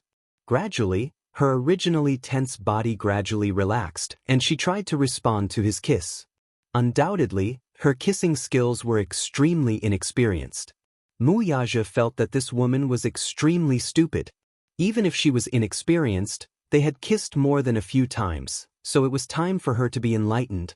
But when he was sucked into her mouth and sucked on her lilac, he was bitten several times by her pearly white teeth. She was clumsy and unreasonably clumsy. He was a little unhappy in his heart, but he also felt that she was much more adorable like this. Thus, he patiently led her and guided her. Following his guidance, Yun Shirshir responded to him bit by bit. At this moment, their breaths were intertwined and their lips were touching. Because their bodies were so close to each other, they could easily feel each other's body temperature. Yun Shirshir could also naturally feel the subtle changes in the man's body. Her face immediately turned hot. Yun Shirshir was pressed against the door by him, almost unable to resist. Chapter 523. Mu Yaja lowered his head to look at her, taking in all the embarrassment and coquettishness on her face. He brazenly pressed her against the door and slid his hand under her skirt. "Don't." Yun Shirshir was shocked. "You had come back at some point. What did this man want to do?" Mu Yaja leaned against her ear and teased her white earlobe. "Shirshir, I want you." His warm breath brushed against her face. He said her name softly. His tone was affectionate, and there was a hint of desire in it. It was as if he was pleasing her. Shirshir. This man rarely called her that. Now that he said her name in such a tone, she almost lost her ability to resist. This man had the ability to make any woman lose the ability to struggle. While she was lost in thought, the man's hand moved deeper into the unknown territory. Yun Shirshir held his hand tightly and said angrily, "Don't mess around." Mess around? Mu Yaja was a little displeased by her careless choice of words. He just missed her very much. Tonight, he was flying straight to London. There was an acquisition case tomorrow, and it was very important to Dishing Financial Group. He had to win this case. However, he was afraid that he wouldn't be able to return for half a month. Thinking that he would not be able to touch this woman for half a month, he was furious. He easily broke free from her resistance. His hand moved even deeper, and his body pressed against hers. Where he ignored her, his movements were a little more ruthless. In a flash, her clothes were stripped down to her shoulders. Yun Shirshir was shocked and angry. Her struggling became more intense. It was not that she did not have any desires, but Yu might be coming home soon. The first thing he would do when he got home was to make out with her. If the child were to witness this scene, thinking of that embarrassing situation, Yun Shirshir felt her face burning. She glared at the man. In the dark, the man ignored her warning eyes and kissed her again. This time, the kiss was not as gentle and calm as before. Instead, it carried a hint of urgency, as if he wanted to devour her whole. Yun Shirshir dodged his attack, and the man took the opportunity to kiss her neck, biting it lightly. Ah, was this man in heat again? What a beast in human clothing. While they were tearing at each other, there were a few times where they almost went off by accident. Mu Yaja secretly gritted his teeth. He was a little angry, so he increased the strength of his hand. Yun Shirshir was no match for his methods, and in the blink of an eye, her coat was taken off. Yun Shirshir flew into a rage out of humiliation. Mu Yaja! Yun Shirshir! Mu Yaja also raised his head and glared at her. His face was filled with dissatisfaction and anger. Are you in heat? You know that I'm in heat. Can't you cooperate with me? Mu Yaja seemed to feel justified and questioned her instead. Yun Shirshir was shocked by his shamelessness. I'm flying straight to London tonight for an acquisition. You won't be able to see me for half a month. Mu Yaja grabbed her chin. You really don't want me at all? Yun Shirshir's face and ears turned red from his explicit questioning. Her cheeks burned to the boiling point in an instant. She turned her face away fiercely, and her heart was beating wildly. If the lights were on, Mu Yaja would definitely see her blushing face because of shyness. Suddenly, the sound of the door closing came from outside. Chapter 524. Could it be that Yu was back? The two of them looked at each other. Then they heard the sound of footsteps outside the door. Then they heard Yu's cheerful footsteps and an innocent and romantic voice. "Stupid mommy, Yu is back." Bam. The little bun seemed to have turned on the lights in the living room. Then he made a sound of surprise and ran upstairs to look for her. "Mommy," Muyaja's eyes twitched. Why didn't this rascal come back earlier or later? Why did he come back at such an unlucky time? Xianxia was also very embarrassed. Her mind was blank, but she didn't dare to respond and hurriedly put on her coat. In the dark, she couldn't see where he threw the coat. She didn't dare to turn on the lights for fear of making too much noise. Xianxia was so embarrassed that she wanted to die. She felt like she was about to be caught in the act. "Where are my clothes?" Xianxia used the opportunity when the little bun went upstairs to look for her clothes. In a hurry, she pushed Muyaja away. However, perhaps because she was too flustered, she didn't bother to turn on the lights. In the dark, she stumbled and bumped into Muyaja's chin. Ugh! The two of them were caught off guard, and their bodies collided. Muyaja was in pain, so he didn't stabilize himself and fell backward. Xianxia's straps got caught on Muyaja's shirt button, and she fell down with her body against his. With a dull thud, the two of them fell to the ground. Muyaja was a little speechless. He muttered, "Stupid woman! How dare you blame me? Don't you know how to turn on the lights first? Damn, what if he comes looking for you after I turn on the lights? Lock the door first." Xianxia quickly got up, but she didn't realize that the strap on her dress was still wrapped around the man's shirt button. She got up, but due to the force of gravity, she fell back onto Muyaja's chest. The man was almost touched by her IQ. "Your clothes? What do you mean? It caught my button." The man gritted his teeth. Xianxia's face was extremely embarrassed. She immediately reached out to untie it, but she couldn't untie it for a long time.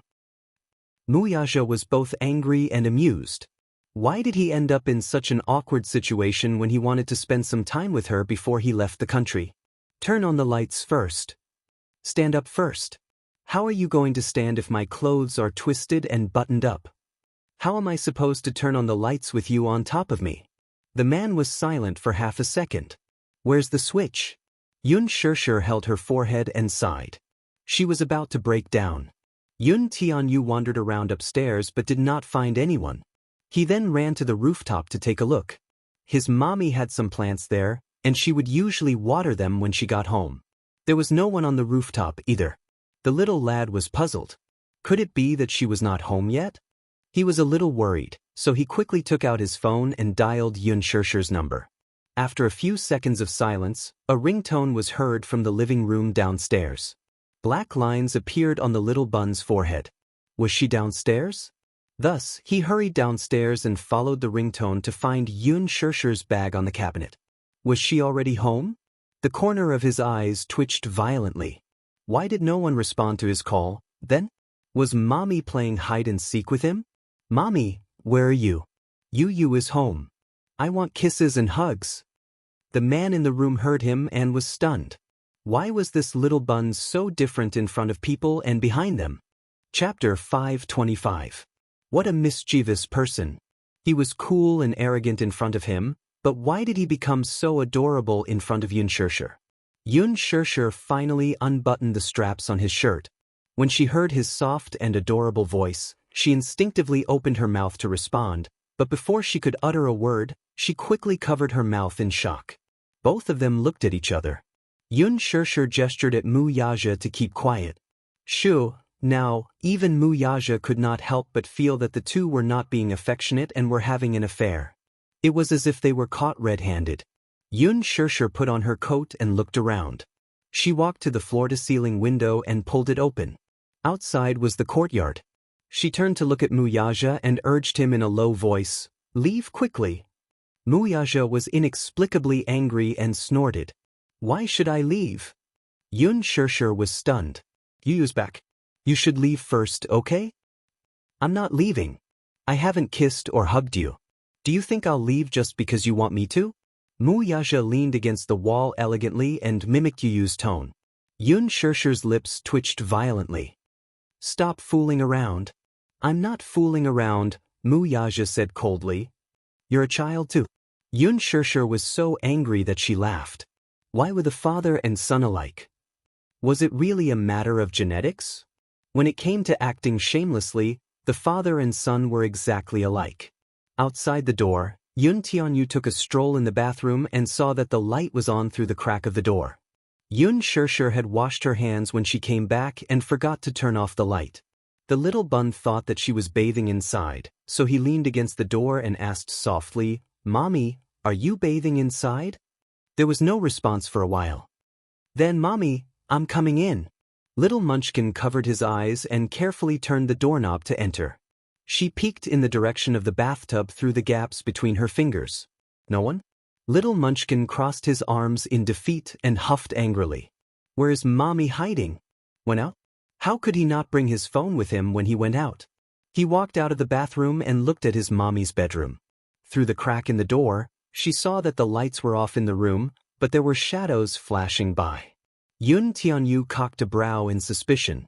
He walked to the door and knocked on it. Mommy, I know you're inside. Can I come in? Yun Shirshir's lips twitched as she glared at Wuxia. The latter had a relaxed look on his face, and there was no trace of panic on his face. He crooked his finger at her, and then his slender finger gently tapped his cheek as a hint. Even though Yun Shirshir was angry, she couldn't do anything to him. She walked in front of him. The man grabbed her arm and pulled it hard, and she fell into his embrace. Yun Shirshir gritted her teeth, tiptoed, held his handsome face, and kissed his thin lips. The kiss deepened. The kiss was urgent and anxious. Wuxia was a little displeased. This woman actually chased him away for her son? Hence, he bit the corner of her lips. Yun Shirshir pursed her lips in pain and pulled away from his. She glared at him fiercely, asking with her eyes, Are you satisfied now? Wuxia looked at her embarrassed expression with a teasing look in his eyes. Seeing that the door was not locked, Yun Tianyu turned the doorknob. Just as he pushed the door open, the lights in the room lit up with a click. Slightly startled, Yun Tianyu looked over. Chapter 526. He saw Yun Shirshir standing by the bed with her hands behind her back. She looked at him with a smile. Baby, you're back. Yun Tianyu was stunned for a moment before he fixed his eyes on her face. He scanned her from head to toe. Yu's gaze then landed on her neck. There was a faint mark of intimacy there. Although it was not eye-catching, it made Yun Shirshir's snow-white skin look exceptionally red. Yun Tianyu's eyes met hers. He was startled and raised an eyebrow suspiciously. He saw Yun Shirshir standing by the bed with an embarrassed expression. Her clothes were a little messy, especially at the collar, which had some creases. She forced a smile on her face, but it could not hide her panic and embarrassment. Her eyes revealed an unnatural smile, especially under Yu's suspicious gaze, which made her smile look even more awkward and stiff. Yu. Yun Shirshir called out to him awkwardly. Following his gaze, she realized that her clothes were a little wrinkled. She then smiled awkwardly, only to see Yu's eyes still sizing her up. As if he had caught some clues, the expression on his young face darkened. His gaze made her feel extremely awkward. There was a moment of dead silence. Yun Shirshir broke the awkwardness. Yu, what's wrong with you? Yu was silent for a moment before he glanced at her from the corner of his eyes. With a strange look, he asked, Mommy, I called you so many times, why didn't you reply to me? Because, Mommy, are you doing something sneaky? Yun Shirshir's face turned red as she choked on her words. She had no words to explain. She sat by the bed and patted it. Come you sit. She tried to change the topic. Yu was still suspicious. He looked around and saw that the room was neat and tidy. There was nothing out of the ordinary. Only then did he dispel some of his doubts. He walked over and threw himself into Yun Shirshir's arms. Mommy. Yu frowned when she threw herself into Yun Shirshir's arms. His nose was especially sensitive, and he immediately smelled the fresh and elegant fragrance on Yun Shirshir's body. His sharp nose told him that it was a man's perfume, a little like cologne.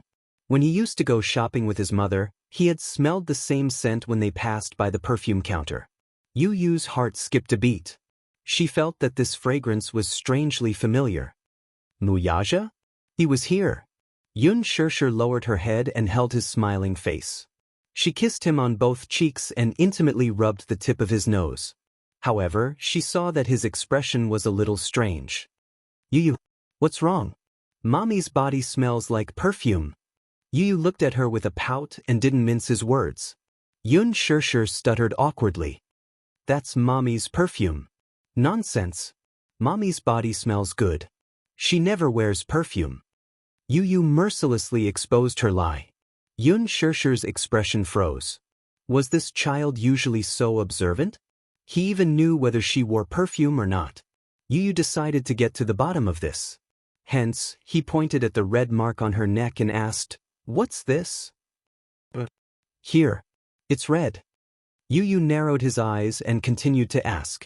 Chapter 527. When did he leave it? That bastard. Yu chased after her and asked, "Mommy, what's that?" It's a mosquito bite. That's not a mosquito bite. Yu placed his hands on his chest. He was obviously unhappy with her contradictory explanation. She turned around and saw the little bun looking at her suspiciously. He suddenly said, "There's something going on." Silence. Did this child have to be so sensitive? The child was too smart. It wasn't good. She didn't know how to deal with it. Yun Shirshir didn't know whether to laugh or cry. She hurriedly went into the bathroom and tidied up her messy clothes in front of the mirror. Yu walked around the room and suddenly found a shoe print on the floor-to-ceiling window. They had hired a cleaner, and a cleaner would come to clean the room regularly every day. The room was always clean. He squatted down and touched the print. It was still fresh and seemed to have been left not long ago. He walked to the floor-to-ceiling window and pushed it open. He walked to the balcony and turned on the lights in the courtyard. He looked around. There was a melodious whistle. Yu's expression changed. He looked in the direction of the sound and saw a tall man standing under a tree in the courtyard with his hands in his pockets. Who's that? Muyaja slowly walked out from under the tree. Under the light, his handsome face broke into a sinister smirk, which was full of evil intent. He was wearing a shirt with the collar slightly open. There was also a red kiss mark on the same spot as Yun Shirshir's. It was bright and eye-catching. Muyaja smiled evilly and looked at Yu provocatively. This man was clearly openly provoking him. Yu clenched his fists in anger. His expression turned cold and he looked unhappy. Muyaja, however, seemed to ignore the anger on his face as he turned around and boldly left through the courtyard's back door. When Yun Shirshir returned to the room, she saw Yun Tianyu standing on the balcony outside the window. His stiff back showed a hint of anger. What's wrong? Yu?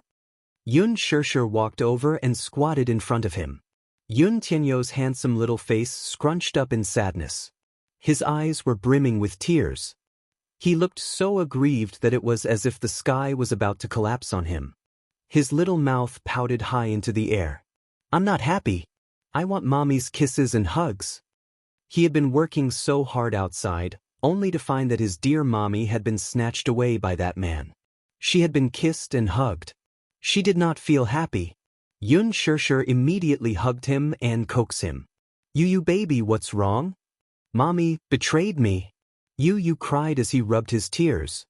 Mommy must have other babies in her heart. Yu is no longer the first in her heart. Yun Shirshir broke out in a cold sweat and quickly coaxed him. Oh no. Yu will always be the first in Mommy's heart. No one can replace you. Woo. I don't believe it. Yu complained tearfully. Mommy's heart has changed. Mommy doesn't love Yu anymore. Yu's heart hurts so much. It's shattered into pieces. Chapter 528. Nonsense. Yu's heart was fine. How could it be broken into pieces? Come, let Mommy give you a kiss. Yu, don't cry. Thus, she cupped Yu's face in her hands and gave him a big kiss. Yu's tears streamed down his cheeks as he moved his other cheek to her with an aggrieved look. This side, Yun Shirshir quickly added another kiss. Kiss me on the mouth. Yu pouted his pinkish lips aggrievedly. Yun Xianxia did not know whether to laugh or cry as she gave him a light peck on the lips. Mwah. Yu was finally satisfied and stopped crying. The child's face was really like the weather in June. It could change at any moment. He was complaining about her tearfully earlier, but after a few kisses his tears turned into smiles as he hugged her shoulders. Yu cursed inwardly, Wuxia, how dare you snatch mommy from me? Just you wait. The little lad returned to the study room, locked the door, and sat in front of the desk. He turned on the computer system and the remote control. The bookcase slowly opened to reveal a large screen wall. He opened the system interface and typed furiously on the keyboard. The interface soon showed the city's transportation system. Li Hanlin had previously mentioned to him that Disheng Financial Group had an important acquisition project. Tonight's flight was flying directly to London, England. They were probably on their way to the private airport now. Yun Tianyu propped his head on his hands as his pink lips curled into a devilish smile. He stared at the screen and keyed in a series of commands. He successfully hacked into the system. 10 seconds later, he looked at the crisscrossing route system on the screen with a satisfied look on his face. He quickly glanced at it, and the 10 routes to the Mu Group's private airport appeared in his mind. He sneered and entered another command. He hit the enter key, and the dozens of routes on the screen turned red. Mu Yaja, you want to play with me? Naive. Honk, honk, honk. Beep, beep, beep. On the Huayan elevated highway, the sound of horns and car horns rose and fell one after another, piercing one's eardrums, causing one to be unable to help but feel depressed. Looking from afar, the dense tail lights of cars on the highway, which was tens of kilometers long, made one's scalp tingle. Chairman Mu, there seems to be a traffic jam ahead. The driver turned around and asked anxiously. Mu Yaja was originally staring at the screen of his laptop and browsing through his emails. Hearing this, he raised his head. Unknowingly, the cars outside the window were packed together, making it difficult to move. What happened? There's a traffic jam. Didn't I tell you to avoid the traffic? Chairman Mu, this road has never been blocked before. It's the fastest route to the airport. The driver defended himself. It seems that there's something wrong with the signal in front. Signal malfunction? It seems that the signal lights on the outer ring line are malfunctioning, so there's a traffic jam. Damn it. Mu Yaja raised his wrist to look at the time. There was not much time left before tonight's final flight. If he missed tonight's flight, if they missed the flight, they would have to submit a new application for the private flight route. If that happened, they would not be able to make it in time for tomorrow's acquisition. It was not rush hour at all. Besides, the capital's traffic system had always been very stable. Why would the signal malfunction for no reason? The traffic police hurried over to unblock the traffic jam. They were in a terrible fix. Chapter 529. Mu Yaja sped all the way to the airport and almost missed the flight. Just as he was about to board the plane, his phone rang. Mu Yaja picked up the call. The little lad's devilish yet childish voice came from the other end. Mu Yaja, this is what you get for openly provoking me. Mu Yaja was stunned. Did you do all this? The man's handsome brows arched in disbelief. How could such a huge city's transportation system be so easily hacked by a 7-year-old child? If the Minister of Transportation knew that the culprit behind the system's paralysis was a 7-year-old boy, how would he feel? Who else do you think I did it? In the study room, Yun Tianyu had his earpiece on as he fiddled with the 17th order Rubik's Cube. His lips curled into a playful smile. I'm really sorry for almost delaying your flight. I just wanted to see if you had the ability to catch the last flight. Scheming. Extremely scheming. He actually used such a method to tease him. Mu Yaja was not angry, though. Instead, he was shocked by the boy's ability to be able to destroy and even paralyze the transportation system in a short period of time. It took an hour for it to return to normal. It was unbelievable that such an ability came from a 6-year-old child. You must be very surprised. Yun Tianyu placed the restored Rubik's Cube on the study table. With his hands clasped together and his chin under his head, he asked quietly, I heard that you're investigating me?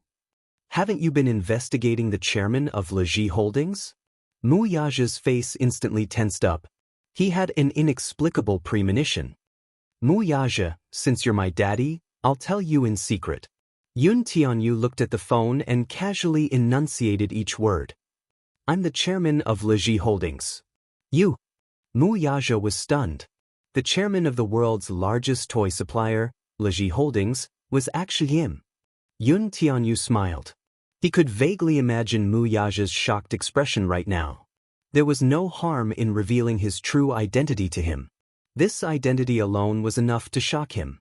However, his identity was definitely not as simple as he had imagined. If he told his father that he was not only the chairman of Leji Holdings, but he was also one of the top executives of Hurricane Group, would his father be scared to death? If he knew that he controlled the entire East Asian arms market, what kind of shocked expression would he have? If he knew that the Hurricane Group's Sky Eye system was developed by him, and if he knew that the toys he designed were used by the Hurricane Group in military equipment, what kind of expression would he have? But he wouldn't let his daddy know about this. He would not let him find out about these secrets. If anyone could find out everything that they wanted to, wouldn't he lose a lot of face? This was his secret. Yun Tianyu's pink lips lightly pursed as he leisurely said, Mu Yaja, your son isn't as simple as you think. Mu Yaja raised his eyebrows slightly. He felt that this little fellow was far beyond his imagination. Does your mommy know about this? She doesn't, and I won't let her know either. Yun Tianyu said. Mu Yaja, there's something I want you to know. Before you chase after my mommy, can you deal with that fiancé of yours first? Yun Tianyu coldly asked. Chapter 530. Don't tell me that you don't know Mu Wanru's background. You should have known what kind of person she is. I know.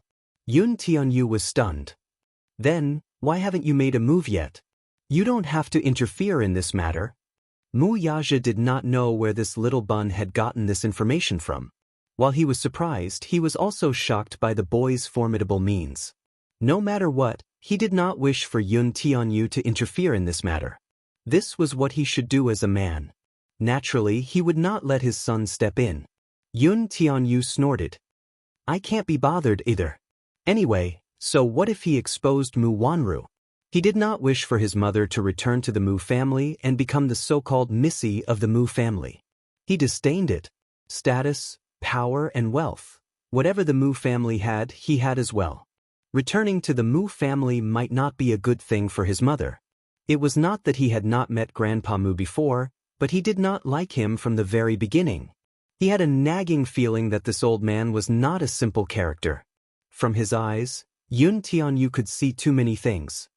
His intuition told him that returning to the Mu family would bring more misfortune than fortune to his mother. After investigating Mu Wanru, Li Hanlin found out another thing. Yun Xianxia had been in a car accident when she was 9 years old. That accident was very tragic. Out of the 3 people in the car, 1 was dead, 1 was injured, and 1 was missing. He heard that Yun Xianxia's mother had passed away in a car accident along with the car. Li Hanlin, on the other hand, found out that the car accident was not a simple accident. He heard that in the early years, Mu Xing doted on his adopted daughter, Mu Qingqing, very much. For generations, the Mu family had a golden carved jade pendant that was passed down to the male and not the female. It was only passed down to the heir. At that time, Mu Lianxing was the Mu family's second heir, yet Mu Xing gave this jade pendant to Mu Qingqing as a personal keepsake. One could imagine how important she was to him. Later, she fell in love with a smuggler and got pregnant before marriage. This made Grandpa Mu furious and even forced her to abort the child in her womb. Mu Qingqing refused to comply and left the Mu family. From then on, her whereabouts were unknown. In order to find his beloved daughter, he did not hesitate to turn the capital upside down. A few years later, it was rumored that Mu Qingqing was hunted down by the underworld. Her car overturned during the chase and she fell off a cliff. But was it really because he was being hunted by the underworld? Li Hanlin even suspected that Mu Qingqing's car accident had something to do with this man. Rumor had it that Mu Xing loved his daughter so much that his love for Mu Qingqing was almost twisted. If that was the case, then the Mu family was no different from a tiger's den. Naturally, he would not let his mommy return to such a scary place. Since you like my mommy, please don't let her be accused of something she didn't do. Before you chase after my mommy, clean up all the women around you. Remember, this is my bottom line. Yun Tianyu said coldly, showing no mercy to her. This was undoubtedly a negotiation with him. There was no doubt that Yun Tianyu had the right to negotiate with him. My mommy is beautiful, gentle, and has such an outstanding son like me. Do you think she can only have you? He felt disgusted at the thought of what Mu Wanru had done to bully his mommy. Chapter 5:31. However, if Mu Wanru did not know the immensity of heaven and earth and came knocking on his door again and again, he did not mind getting rid of her personally. He did not want her to be an eyesore. Mu Yaja did not know how far his investigation had progressed. However, he kept Mu Wanru alive because he had his own plans. Similarly, at least for now, he would not let Yun Shishir return to the Mu family. He was stingy with his explanation and only said, "Don't worry, I'll handle it well." Mu Yaja, don't let your son down. Yun Tianyu raised a brow, satisfied with his reply. After hanging up the phone, Yun Tianyu walked out of the study room. Yun Shishir had already prepared dinner for him. Yun Shishir, who had no idea what had just happened, saw the little lad walk out of the study room and immediately called out, "Yu, come and have dinner." But it was rare for Yun Shishir to cook, and Yu was extremely touched. When he walked to the dining table and saw the 2 bowls of instant noodles on it, Yu's face darkened and the corner of his mouth twitched. "What is this?" "Noodles," Yun Shishir answered in embarrassment. "What's that charred lump on the noodles?" Yu pointed stiffly at the lump of unknown yellowish substance floating on the surface of the noodles. Yun Shishir nervously answered, "It's a poached egg. I didn't pay attention to the heat when I was frying it." "Then what about this?" Yu fiddled with his chopsticks, and some diced meat floated in the broth. "Square leg meat. It's more flavorful after being diced," Yun Shishir explained. Yu remained silent. "Mommy, I want it to be simpler. Besides, the instant noodles are delicious." "Yu, don't be picky. Mommy has worked very hard." Yun Shishir looked guilty and begged for mercy with her hands clasped together. "Mommy, your cooking skills are so poor, aren't you afraid that you won't be able to get married?" Yun Shishir said without thinking, "I'm not afraid." Yu sat down at the table and asked curiously. "Because Yu's cooking is the best. Whoever marries mommy is simply blessed by the heavens." Yun Shishir said with a face full of satisfaction. Yu blushed and said, "Mommy is the worst." Dinner was the simplest of instant noodles, fried eggs, and diced meat. It seemed a little shabby. However, she hadn't cooked for a long time.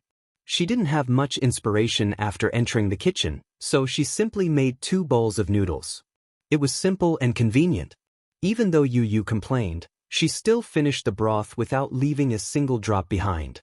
It was his dearest mommy who cooked it after all. Even if the standard of the fried eggs was not satisfactory, they were cooked by his mommy, after all. He would not be picky about it. Yun Shishir felt a little guilty. Yu, isn't mommy too irresponsible? I cooked instant noodles for you to eat." Yu said faintly, "Mommy still has self-awareness, right?" Yun Shishir was silent. "Forget it. I forgive you." Yu put down his bowl and chopsticks, looked up at her, and smiled. "My mommy is only responsible for being beautiful, while Yu is responsible for earning money to support the family. You are only 7 years old. How can you earn money to support the family?" Yun Shishir was amused by him. "What if I say that I can?" Yun Tianyu suddenly asked. Yun Shishir did not understand what he meant. "Forget it. Mommy is so stupid." He still did not have the courage to confess everything to her. "Forget it. Let's wait a while more. I'll find a suitable opportunity to confess everything to her." Chapter 5:32. On the private jet, Mu Yaja sat leisurely on the sofa, stirring his coffee absent-mindedly. His eyes were gloomy and deep. Yun Tianyu's arrogant words still rang in his ears. For the past 2 days, he had indeed ordered people to investigate who Liji Holdings' senior board members were. Never would he have thought that the chairman of Liji Holdings a year ago was actually Yun Tianyu. A year ago? How old was he? 6 years old? A 6-year-old kid sitting on the board of directors? Who would believe that? It was no wonder. Even Liji Holdings' senior management had not seen this mysterious chairman before. If anyone were to find out that the chairman was actually a 7-year-old kid, no one would be able to accept it. What was the relationship between Yun Tianyu and Hurricane Group? He found out that the chairman was inextricably linked to the Hurricane Group. Could it be that Yun Tianyu had a close relationship with the Hurricane Group? He had threatened him to get rid of the women around him. Yun Tianyu had specifically emphasized Mu Wanru. Could it be that he had already found out about Mu Wanru's background? Mu Yaja slowly put down his coffee cup with a frown. He had indeed found out about Mu Wanru's identity long ago. 15 years ago, when Mu Sheng brought Mu Wanru back to the Mu family, he did not suspect her identity because of the token she had given him. Because he was obsessed with Mu Qingqing, he poured all his love and longing for her to Mu Wanru. Grandpa Mu's love for her aroused Mu Lianqing's suspicions, and he proposed to do a paternity test for Mu Wanru. Mu Sheng also seriously scrutinized Mu Wanru's facial features. Indeed, there was a huge difference between her and Mu Qingqing. There was no trace of Mu Qingqing in her eyes. He was also a little apprehensive about whether she was Mu Qingqing's real daughter. However, when the paternity test results were released, everyone was convinced that the possibility of her being the daughter of Mu Wanru's parents was higher. However, as Mu Wanru became an adult, even Grandpa Mu had many doubts about her identity. She didn't look like her at all. Regardless of appearance or temperament, they were completely different. Mu Sheng was also suspicious of her. Although her appearance was beautiful and delicate, she didn't look like that woman's at all, which aroused his suspicion. Hence, Grandpa Mu secretly ordered someone to take her hair for a DNA test. In the end, there was still no problem. Mu Yaja was suspicious and secretly investigated, only to find out that Mu Wanru had secretly bribed the people in the genetics department in the hospital to change the DNA test results. Because of this, the old man was convinced. However, the real DNA report had been secretly destroyed by Mu Wanru. Mu Yaja was suspicious. Since she was not the real Mu Qingqing's daughter, then what was the matter with the DNA report from 15 years ago? Could it be that someone had secretly snuck in? He followed these clues and investigated further. Soon, he found out the identity of Mu Wanru. The paternity report from 15 years ago was also secretly tampered with. It was just that no one knew who had tampered with it. Mu Wanru's identity was fake, but the evidence was conclusive. However, Mu Yaja did not make it public immediately. At that time, he did not care whether his fiancée was real or fake. Chapter 5:33. As the rightful future head of the Mu family, his marriage had always been decided by the family. At that time, he could not even control his own marriage. He accepted it without resistance. Alas, when it came to Mu Wanru, he could not even lay a finger on her. Hence, on the eve of their engagement, he announced to Mu Wanru that she was infertile when he did a health checkup for her. Without a doubt, Mu Wanru was healthy and could conceive a healthy baby. However, the authoritative professor that Mu Yaja had bribed claimed that she was infertile. This news was like a bolt from the blue, and Mu Wanru was dealt a heavy blow. Her inability to conceive meant that her so-called young Madame Mu was merely a title in name to the Mu family, which valued the continuation of the family line. The Mu group had the most authoritative medical research center. Hence, even though Mu Wanru was unwilling to accept the truth of her infertility, she did not doubt it. Mu Wanru was heartbroken when she learned that she was infertile, but she could only accept the reality helplessly. Mu Sheng, on the other hand, felt that it was a pity. Hence, the surrogacy contract was formed. However, it was also because of this that he accidentally found out that Yun Shishir was Mu Qingqing's biological child. Fate had played a huge joke on him. Yun Shishir woke up early in the morning. Yun Yeqing had sent Yun Tianyu to kindergarten. Before he left, he specially prepared breakfast for her and left a note with his neat and delicate handwriting. "Mommy, Yu is going to school. I wish you all the best for today's opening ceremony. Fighting." Yun Shishir was surprised. This little guy's handwriting was really beautiful. Hence, she ate happily with Yu's breakfast. When she was ready to leave the house, she saw a long Bentley and a Mercedes-Benz parked at the entrance. A few men in black suits stood respectfully at the entrance. When they saw her, their gazes fell on her with a swoosh. Xianxia was so taken aback that she took a step back. She was quite taken aback by the grandeur of the event. "You guys are?" "Miss Yun, we are under President Mu's orders to escort you to the film studio for the opening ceremony." "Chairman Mu?" Xianxia was stunned for a moment before she reacted. "Muyaja? Why did he make such a big scene?" Xianxia suddenly recalled Qin Zhou's complaint to him that day. Muyaja had given Lin Fengtian an ultimatum. She was not allowed to have intimate physical contact with any male actors. Not to mention kissing, even holding hands would require a substitute. Lin Fengtian was so angry that he almost had a stroke. At first, she thought it was a joke. However, when she saw this scene, she suddenly realized that Muyaja was serious. This man was so such a perverted possessiveness. He had already flown directly to London, England, but he still sent a group of bodyguards and the film crew to monitor her. If Lin Fengtian knew about this, he would probably vomit blood from anger. The man in the suit did not say much. He opened the car door and gestured for her to get in. Xianxia laughed dryly. "You don't have to make such a big scene, right? I can go by myself." "Miss Yun, this is Chairman Mu's order. Please don't make things difficult for us," the man in the suit said in a low voice, but his tone was firm. Xianxia walked over with an unnatural expression and got into the car. Chapter 5:34. Today was the opening ceremony of The Green Apple.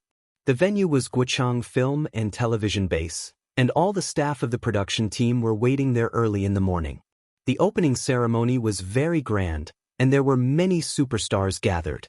The huge production team, from editing, makeup, lighting, art, and directing team, was one of the best in the country. The cast was also very luxurious. Apart from Gu Xingzi, Yan Bingqing, Yang Mi, Li Jiuxian, and Song Tianyang, even the few supporting actors who did not have many scenes were all C-listers in the industry. It was obvious that the main cast was very star-studded. In comparison, Xianxia, a newcomer who had just signed with Huanyu, was able to join such a production team, which made many people envious. In order to make it in time for the opening ceremony, Gu Xingzi flew back from Paris overnight. When his nanny van slowly drove into the film studio, the reporters, who had been waiting for a long time, immediately swarmed forward and surrounded the car. At the same time, many sightseeing fans who had been hiding in the parking lot all night also came out. They chased after the nanny van all the way and shouted their support lines like crazy. "Xingzi, Xingzi, I'm Wang Xingyao. Xingzi, Xingzi, love you, love you. Xingzi. So handsome, sob, sob, sob, I finally see Xingzi in person." Cries, ear-piercing screams, and excited support. The sudden situation at the scene caught everyone off guard. The spotlights were flashing non-stop. The chaotic scene was very upsetting. Dozens of microphones were stretched high in front of the van door, and the crowd was crowded. Everyone wanted to interview the superstar first before the opening ceremony. Gu Xingzi's words were enough to make the headlines in the entertainment industry. The media reporters sharpened their heads and blocked the entrance of the van. They were secretly competing with each other, pushing and shoving. Unlike Gu Xingzi, when the nanny van of another supporting role in the production team stopped at the parking lot, no reporters came forward to block the door. Her cold and cheerless appearance was worlds apart from Gu Xingzi's situation. Other stars lacked exposure, so they did not hesitate to hype themselves up to get exposure. However, Gu Xingzi did not lack exposure at all. Wherever he went, in the car, Gu Xingzi was wearing sunglasses and a mask. He was looking at the crowd outside the window with a gloomy face. He was sitting motionlessly in the car, listening to the demo album with headphones in his ears. The assistant beside him was so anxious that he was sweating profusely. He quickly contacted the security personnel of the film crew. "Yes, the parking lot is here. It's all paparazzi. Did you clear the area or not? The interviews will be held after the opening ceremony. Xingzi won't be accepting any interviews now." "Yes. Quickly come and maintain order." After hanging up the phone, everyone in the car quietly waited for rescue. The driver looked at the bustling scene outside the window and couldn't help but sigh. These paparazzi are really going all out just to get a headline. Today is the opening ceremony of the Green Apple. These paparazzi booked the entire hotel 2 days ago so that they could interview Xianxia first, the assistant said helplessly. Didn't the production team arrange an interview for Xianxia? Chapter 5:35. The assistant sneered and explained, the interview script was prepared by the production team in advance. The reporters can't ask whatever they want. Soon, the security guards of the production team rushed over and began to clear the scene. These media reporters were unwilling to give up. After a few words, they got entangled with the security guards. Accompanied by the occasional shouting and shoving, the crowd pushed and shoved. A few obsessive fans blended into the crowd and clung to the car door crazily, banging on the car window excitedly. Screams rose and fell. "Xianxia! Ah, Xianxia! Xianxia! I love you, I love you! You'll always be my Prince Charming! Hubby!" A few obsessive fans finally saw their idols face up close. They could no longer hold back their excitement and tears streamed down their cheeks. Xianxia ignored them. The assistant was stunned and speechless. *CK. Must they be so crazy? Do these people have any integrity? This is too exaggerated. The opening ceremony is about to start. What's wrong with the production team? Why is the security so bad? They can't even clear the scene. What should we do? Someone complained. I guess the production team didn't expect Xianxia's popularity to be so terrifying. Xianxia sat in the car. As soon as the car drove into the parking lot, she could hear the ear-piercing noise of the crowd through the car window. She looked out of the car window in surprise, only to see a nanny van surrounded by a crazy crowd. Among them, there were the security guards of the production team. Many media reporters carried their cameras and held recording pens. They blocked the front of the car and refused to budge. There were also many fanatical fans banging on the windows and doors as if they wanted to shatter the car window. The crazy scene made everyone speechless. What was going on? Xianxia shuddered with fear as she watched. In the past, she had only seen such a scene on television. However, at this moment, the feeling of being in the situation was terrifying. The car came to a steady stop. Xianxia got out of the car. At this moment, the sun was already a little dazzling. The bodyguards immediately held up an umbrella to shield her from the sun. The group of people carefully hugged her and walked quickly to the set. Not far away, a sharp-eyed media reporter saw her and exclaimed, Isn't that Xianxia? Oh my God, is that Xianxia? Everyone was extremely surprised and followed his line of sight. Xianxia had just gotten out of a Mercedes-Benz minivan, and a group of bodyguards in black surrounded her in the center of the crowd. There were more than 10 bodyguards in front and behind her, and the extravagance was frightening. All the reporters present were familiar with the name Xianxia. At Huanyu's cocktail party, Xianxia was dressed to the nines as Xianxia's female companion. She shocked the world and stole the limelight from many A-list female stars. Behind the scenes, many people were secretly speculating about the identity of this Xianxia. For a newcomer who had yet to debut to be able to attend Huanyu's annual cocktail party, and as the Heavenly King's female companion at that, it was truly enviable.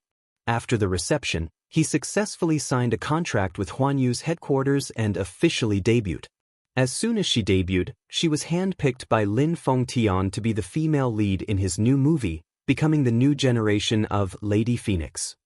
However, what made people speechless was that the manager she signed with was actually Qin Zhou, the person who made Xianxia a superstar. Could it be that she had some shocking background? She could actually make 2 A-list actresses, Yang Mi and Yan Bingqing, to be her foil? Chapter 5:36. Hence, a group of reporters scrambled to get close to Xianxia. When Xianxia saw the reporters carrying big and small bags and cameras rushing toward her like a wave, her expression changed and she instinctively took a step back. Immediately, a bodyguard stood in front of her and blocked the reporters for her.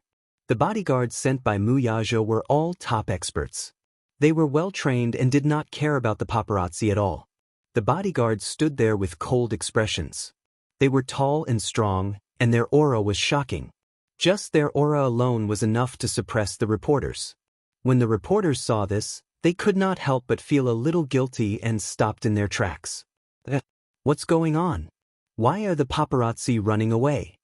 In the car, Gu Xingzi's assistant noticed that the reporters were suddenly rushing in one direction. Puzzled, he followed the direction they were heading and saw a group of reporters chasing after an elegant-looking woman with their cameras raised. The bodyguards kept chasing them away. The paparazzi did not dare to go too far and could only follow behind unwillingly. The bodyguards protected Yun Shishir and left quickly. The scene was orderly. Yun Shishir? The female lead of this movie. She's here too. But what a grand display. The assistant was dumbfounded. Gu Xingzi turned around and looked through the car window at Yun Shishir, who was in the middle of the crowd. His gaze deepened. The assistant patted him on the shoulder. Get out of the car now, Xingzi. Thanks to Yun Shishir, the paparazzi were chasing after her. The assistant got out of the car. Coincidentally, a few bodyguards from the production team rushed over and chased the sightseeing fans out. The bodyguards protected Gu Xingzi and rushed to the venue. Sister Bingqing, is that girl the Yun Shishir you were talking about?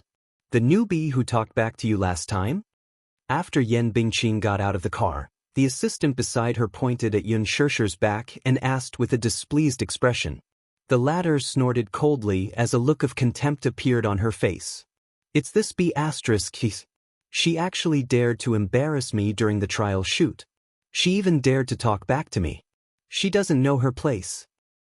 I heard that she landed on the set out of nowhere. Could it be that she was taken advantage of? Otherwise, with her standard, how could she have so many resources when she just debuted? One look and I can tell that she has a shady background.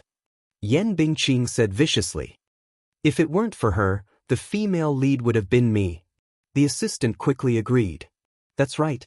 Sister Bingqing, when the time comes to join the crew, show her who's boss. Don't think that you can steal the limelight just because you're the female lead. Humph, there's no need to rush. Yan Bingqing was still rational and waved her hand. Let's talk about this later and see how she performs. If she doesn't know her place and wants to fight with me, I don't mind teaching her a lesson. Sister Bingqing, you're an A-lister. She's not even an A-lister. Who knows if this movie will become famous after spending so many resources on her? Who knows, she might become the poison of the box office in the end. That would be interesting. Alright, the opening ceremony is about to start. The media is already here. Let's hurry over, Yan Bingqing instructed, and the assistant immediately followed behind. At the venue of the opening ceremony, the entire crew of more than 100 people had been waiting for a long time. Chapter 537. The main cast and crew were all present. Yun Shishir was surprised to find that Jun Nemo was also present. She immediately walked over and greeted her with a smile. Jun Nemo, you're here too. Jun Nemo smiled at her. Yes. Qin Zhou rushed me over to play a cameo role. What role? The name in the drama is Su Qi. Jun Mo thought for a moment and said, I worked overnight on the script, so I'm not very familiar with the character. I think I have a scene with your character. Su Qi is Yin Xiaochuan's first love in the drama. However, it's a male character.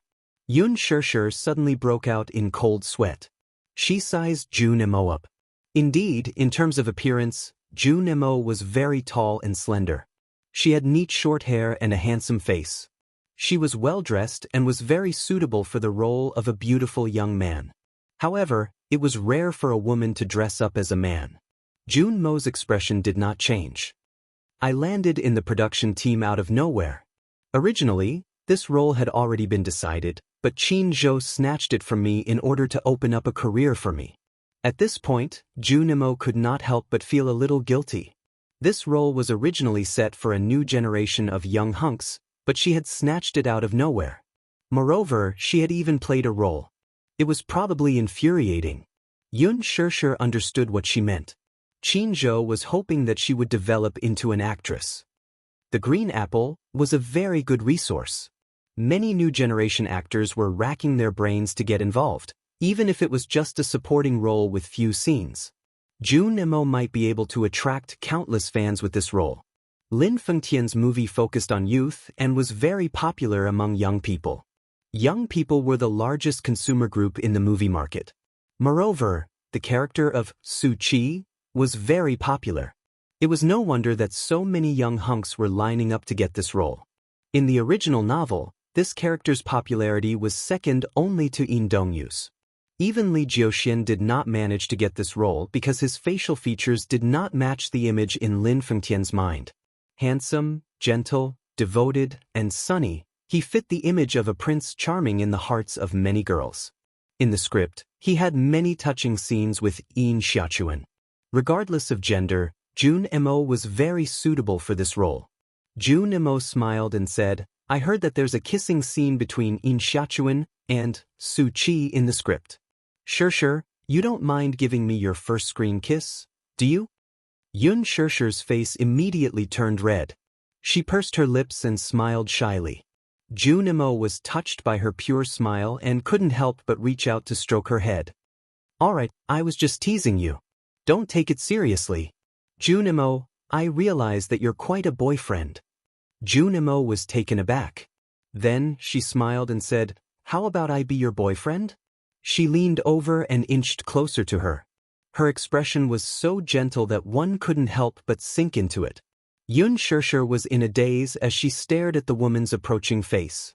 Her heart started to beat wildly. Jun Emo looked at her reddening face with interest and couldn't help but chuckle.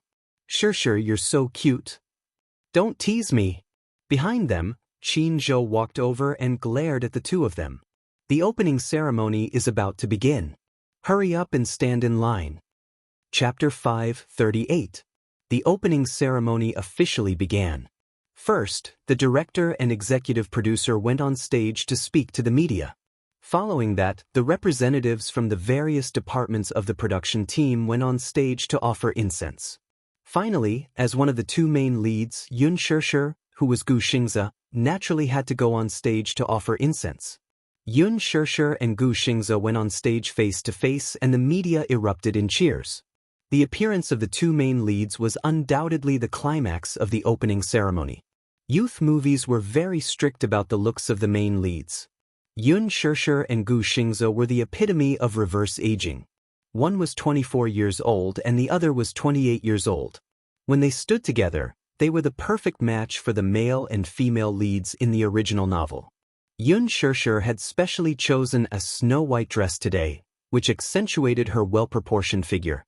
Her luscious black hair cascaded down her shoulders like satin, and her porcelain-like face was pure and elegant. Gu Xingze wore a snow-white shirt and black slim pants. His simple outfit exuded a youthful aura. His delicate facial features were youthful and handsome. His skin was fair and clear, and his eyes were clear. Therefore, even though he was 28 years old, he did not feel out of place when he played Yin Dongyu from high school to university. When the two of them stood together, there was no need for post-production editing. Their good looks seemed to have established the foundation of the movie's box office. The media reporters standing below the stage were all amazed. Rumor had it that Lin Fengtian had a strict eye for talent. He was very precise about the positioning of actors and had a unique eye for choosing actors. At first, they were more or less doubtful about why Yun Shishi was chosen as the female lead. However, looking at the two of them on stage, they could only feel the beauty of youth and the kindness that time had shown them. It made them jealous. Lin Fengtian had chosen her for a reason. Whether it was in terms of looks or temperament, Yun Shishi was qualified for this role. Compared to the previous female lead candidates, Yan Bingqing, Yang Mi, and Yun Shishi, although they were about the same age, their looks were obvious. Yun Shishi and Gu Xingze looked at each other, then walked to the tribute table and lit up an incense stick. Gu Xingze lowered his head and lit the incense. The two of them bowed together. After offering incense, it was time for the two main actors to interview each other. "Hello, Yun Shishi. I'm a reporter from Phoenix Media. Please talk about how you feel about playing the role of Yin Xiaochuan." Yun Shishi, who had received on-the-spot training, only needed a few seconds to come up with a draft. She smiled and said, "Thank you for your question. First of all, I am very happy to be able to work with such an excellent team." Director Lin Fengtian was a very responsible and dedicated director who pursued perfection in his film career. The atmosphere on the set of The Green Apple was very good. He felt very honored to be able to work with so many outstanding friends. I like the script of The Green Apple very much. I've read the original novel before. The character of Yin Xiachuan is brimming with youthfulness and dares to love and hate. I will try my best to do my best. Finally, please advise me. As soon as he finished speaking, there was a round of applause. Hello, Gu Xingze. Can you also talk about how you feel about acting in this movie? Chapter 539. After a pause, he turned to look at Yun Shirshir and slowly said, I'm also very happy to be able to work with Shirshir.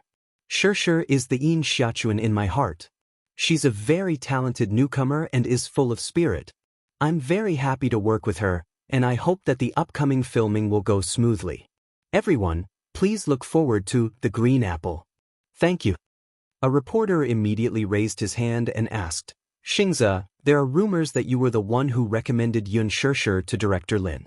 Can you verify if this rumor is true? There was a moment of silence.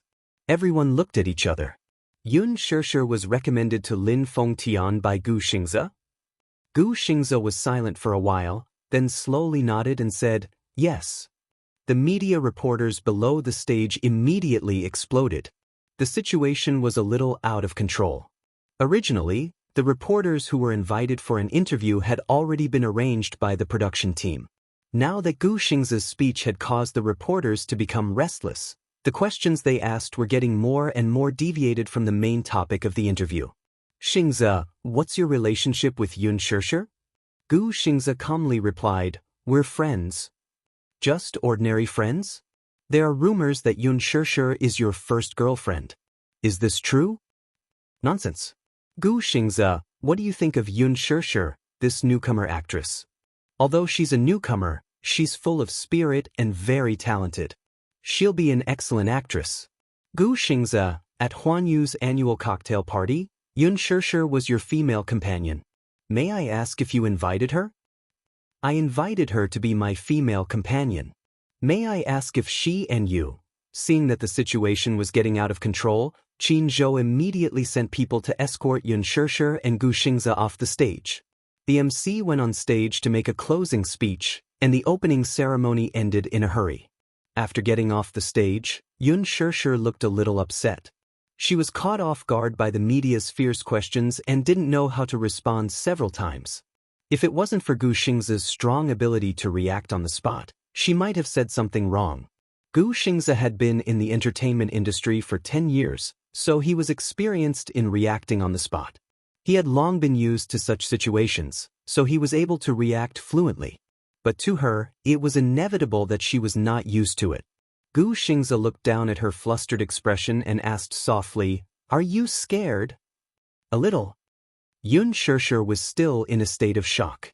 These media reporters should have interview scripts. How did the situation get completely out of control in the end? Gu Xingze patted her on the shoulder and comforted her. The media is like this.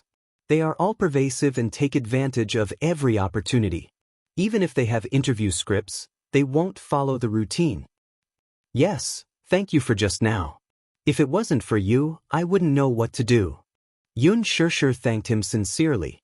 Gu Xingze only smiled. Qin Zhou rushed over.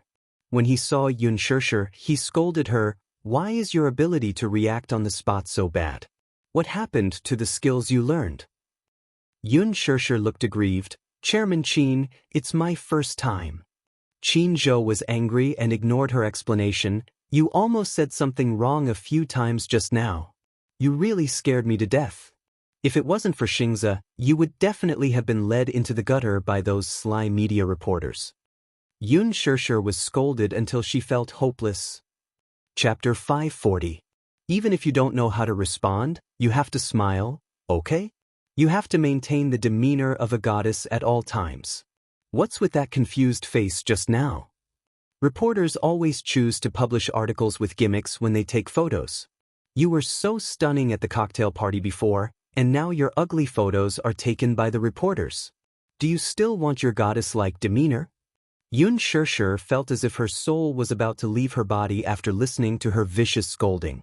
Gu Xingzi frowned and said, "Qin Zhou, be gentler. Pack up.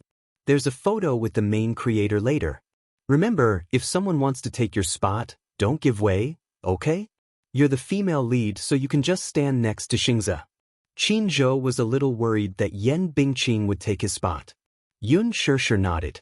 After taking the photo with the main creators, the opening ceremony officially ended.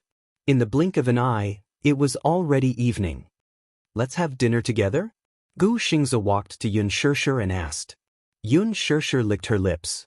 She was a little hungry, so she nodded slightly. He asked again, "What do you want to eat?" "What's good around here?"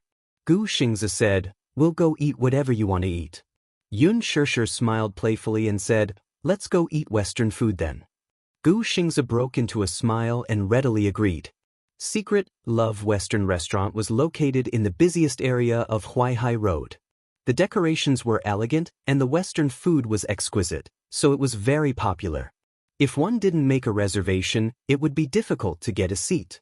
Moreover, it was mealtime now. Knowing that Yun Shirshir wanted to eat Secret Love Western food, Gu Xingzi sent someone to call and make a reservation in advance.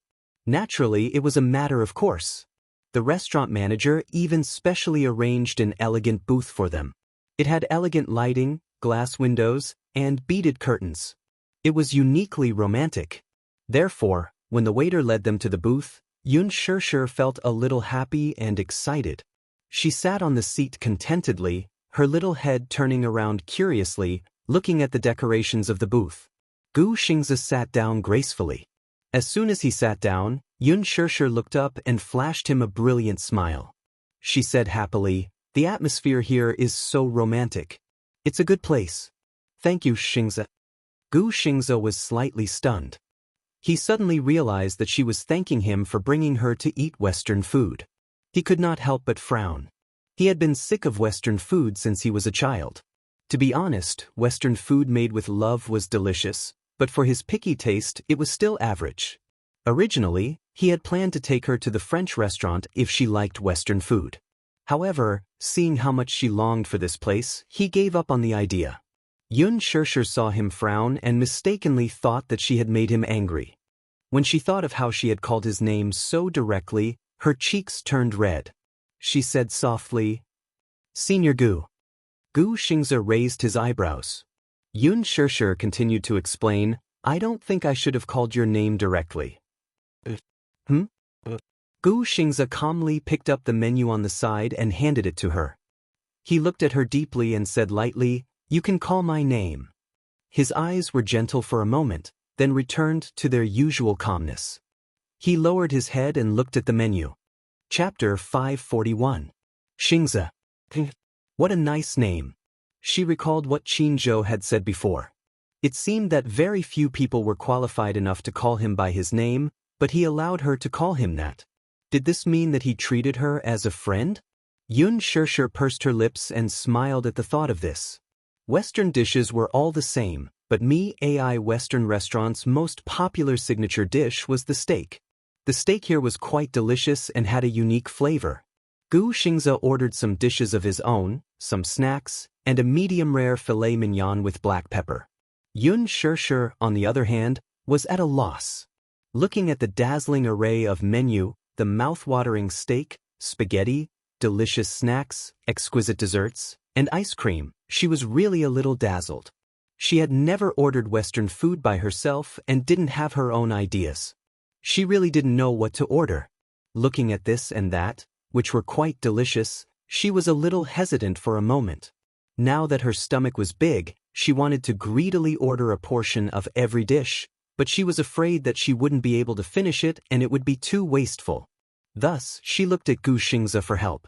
Gu Xingzi took a soft towel and was carefully wiping the cutlery, not noticing her gaze at all.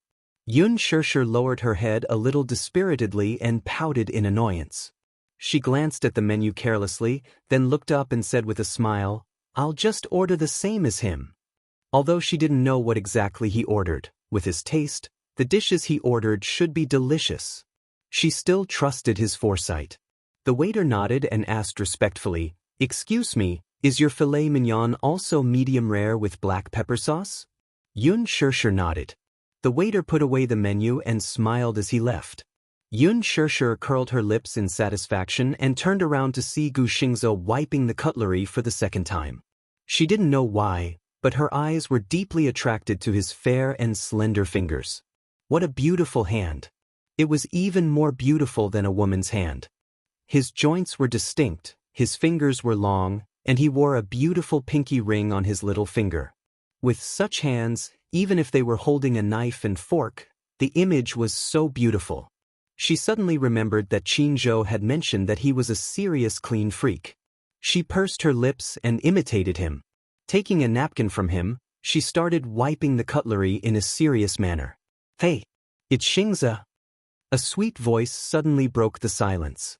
Xianxia looked up in confusion and saw a gorgeously dressed woman standing by the booth. She was in a long black dress and had exquisite makeup. Beside him was a woman who was also dressed up beautifully.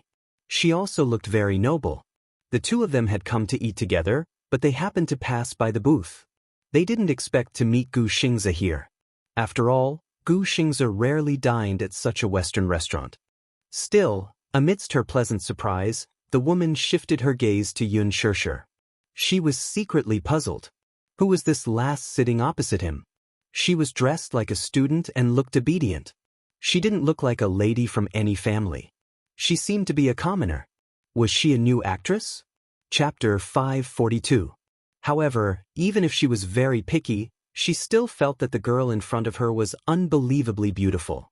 Her skin was fair, her eyes were bright, her lips were red, and her teeth were white. Even without makeup, she was mesmerizing. If such a lovely girl were to be thrown into her circle, many men would fight for her. Xingze nodded at her. Xianxia recognized one of the women at a glance. Although she didn't know her name, the last time she was dining with Mu Yaja, she had barged into the private room with a man. This woman was Yiminglan. The female companion beside her was also the daughter of a wealthy family in the capital, Huangna. Both of them were born with a silver spoon in their mouths. They frequented the upper class and were also socialites. Yiminglan and Xingze weren't close, but they had met before. Their relationship was considered friendly, so she naturally sat beside Xingze. She called for the waiter and ordered some dishes. Xianxia felt a little awkward. Yiminglan was very friendly, as if she didn't recognize her. She only felt that she looked very familiar. Although she didn't have a good impression of the girl beside Xingze, she still smiled at her. She turned to Xingze and asked, "Xingze, who is this? Why don't you introduce her to us?" "A friend of mine." Xingze spoke calmly but didn't introduce her. On the surface, his attitude was as if she was just an insignificant person. In reality, it was to protect her. Yiminglan smiled slightly. Although she couldn't figure out her identity, judging by Xingze's attitude, she was probably just an ordinary friend. Although she didn't like her, she still stretched out her hand in a friendly manner and said, "Hello, I'm Yiminglan. I'm also Xingze's friend. This is my good friend, Huang Na." Xianxia's lips curled into a stiff smile as she shook hands with her friend, feeling very uncomfortable inside. She had been a little shy since she was young, so she was a little afraid of strangers. Now that there were two strangers sitting in her seat, she naturally became a little reserved. Huang Na was a fan of Xingze's, but she did not have much interaction with him. She would occasionally see him from afar at some business cocktail parties. Now that she was in close contact with him, she could tell that he was as handsome and elegant as the rumors made him out to be. At once, she had a 200% favorable impression of him and was very tempted. However, she was aware of her own limitations. A man like him could at most be seen from afar. If one really wanted to get close to him, it would be harder than ascending to the heavens. If it wasn't for Yiminglan, she probably wouldn't have been able to sit in this position. The dishes were served very quickly, and the waiter's attitude was also very respectful. The manager had specifically told him that the guests at this table must be treated with utmost care, and their orders must be prioritized. Xianxia was already very hungry, But when she saw the dishes on the table, she instantly lost her appetite. She faintly had some doubts about Gu Xingzi's taste. Before this, she didn't know the meaning of how well done a steak was. She also didn't know what it meant. Before this, she also didn't know that creatures like snails could be used as delicacies. Chapter 543. How was she supposed to eat it? But the food had already been served. She couldn't possibly return it, right? That would make her a laughing stock. Thus, she gritted her teeth and looked like she was facing death calmly. She picked up her knife and fork and started cutting the steak. After all, it was still half raw. The cutlery used in Honey Love Western food was made of stainless steel, so it was a little heavy. In addition, she wasn't very good at using a knife and fork, so she couldn't cut it no matter how hard she tried. Xianxia frowned in annoyance and suddenly felt a little embarrassed. She raised her head to look at Gu Xingzi again and saw him elegantly cutting the steak. Sensing her pleading gaze, he raised his head and saw her pursing her lips and staring at him as if she was silently hinting at something. Gu Xingzi secretly laughed. This little fool just had to order the same meal as him. His taste had always been more unique, so how could she possibly get used to it? He quietly swapped his plate with hers. Xianxia was stunned. Looking at the steak in her hand that he had already cut, she picked up a piece with her fork and swallowed it with difficulty. She closed her eyes tightly and bit down. It was half raw and she couldn't bite through it. Xianxia's mouth pouted. She couldn't spit it out or swallow it. Her expression was really sullen. She was a little regretful. If she had known earlier, she would have ordered it herself. Yi Minglan's food was quickly served. They were all exquisite snacks that made Xianxia's heart skip a beat. Yi Minglan smiled and chatted with Gu Xingzi as she ate. Xianxia really wanted to order something else, but she was too embarrassed to interrupt. Thus, she lowered her head and silently swallowed. She really swallowed without chewing. Gu Xingzi wasn't very interested to begin with. When he turned his head and saw Xianxia's pained expression, he couldn't help but laugh. Thus, he slowly put down his knife and fork and asked, "Would you like to order something else?" Xianxia's eyes lit up and she nodded as if she had been granted amnesty. She couldn't stand such food anymore. After that, Gu Xingzi ordered a bowl of spaghetti and some desserts for her. Xianxia did not have a big appetite. After eating so much food, her stomach was already bulging. Halfway through the meal, Yi Minglan suddenly thought of something. She turned around and asked, "Xingzi, today is my birthday. I wonder if you could give me some face and celebrate my birthday with me?" Before Gu Xingzi could answer, Yi Minglan quickly added, as if she was afraid that he would reject her, "I'm planning to celebrate my birthday at a bar. Many of my friends will be there. Xingzi, you won't refuse to give me face, right?" She was indeed a socialite who frequented social cocktail parties. Naturally, she had some skills with her words. With such an appropriate excuse, even if Gu Xingzi wanted to refuse, he had no reason to do so. He pondered for a moment and then nodded. When Yi Minglan saw that he had nodded, she was naturally elated. Gu Xingzi looked at Xianxia and said, "Let's go." He stood up elegantly and led Xianxia away. Yi Minglan and Huang Na also planned to leave. They called the waiter to settle the bill, but they found out that the bill for this table had already been charged to Gu Xingzi's credit card. Chapter 544. Huang Na was surprised. "Oh my God! But I think she has a pure temperament. She seems to be Xingzi's type." There was an interview with Gu Xingzi in the past. The report said that he liked pure girls with waist-length hair and bright eyes. This woman just so happened to fit his ideal type perfectly. Why do you care who she is? Why do you think I asked Gu Xingzi out tonight? It's to create an opportunity for you. Nana, don't let me down. Huang Na teased, "Don't you like Gu Xingzi too?" Yi Minglan smiled. "Gu Xingzi is a dragon among men, but I only admire him. I have someone in my heart." "Who is it?" Huang Na asked curiously. "Mu Yaja." Yi Minglan snorted. "Young Master Mu. But wasn't he already engaged?" Huang Na was shocked. She suddenly remembered the rumors from before. So what if he's engaged? Mu Wanru can't even give birth to a child. I don't see young Master Mu bringing her around all the time. It's just a marriage arranged by the family. Moreover, so what if he's married? Look at the heads of the Mu family. Which one of them didn't have a harem and a bunch of mistresses?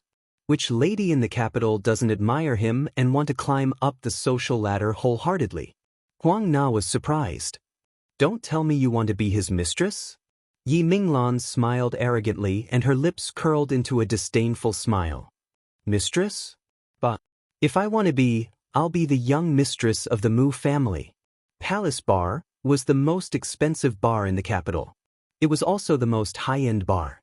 It was the golden hour. The metal music was booming and the stage lights were crisscrossing.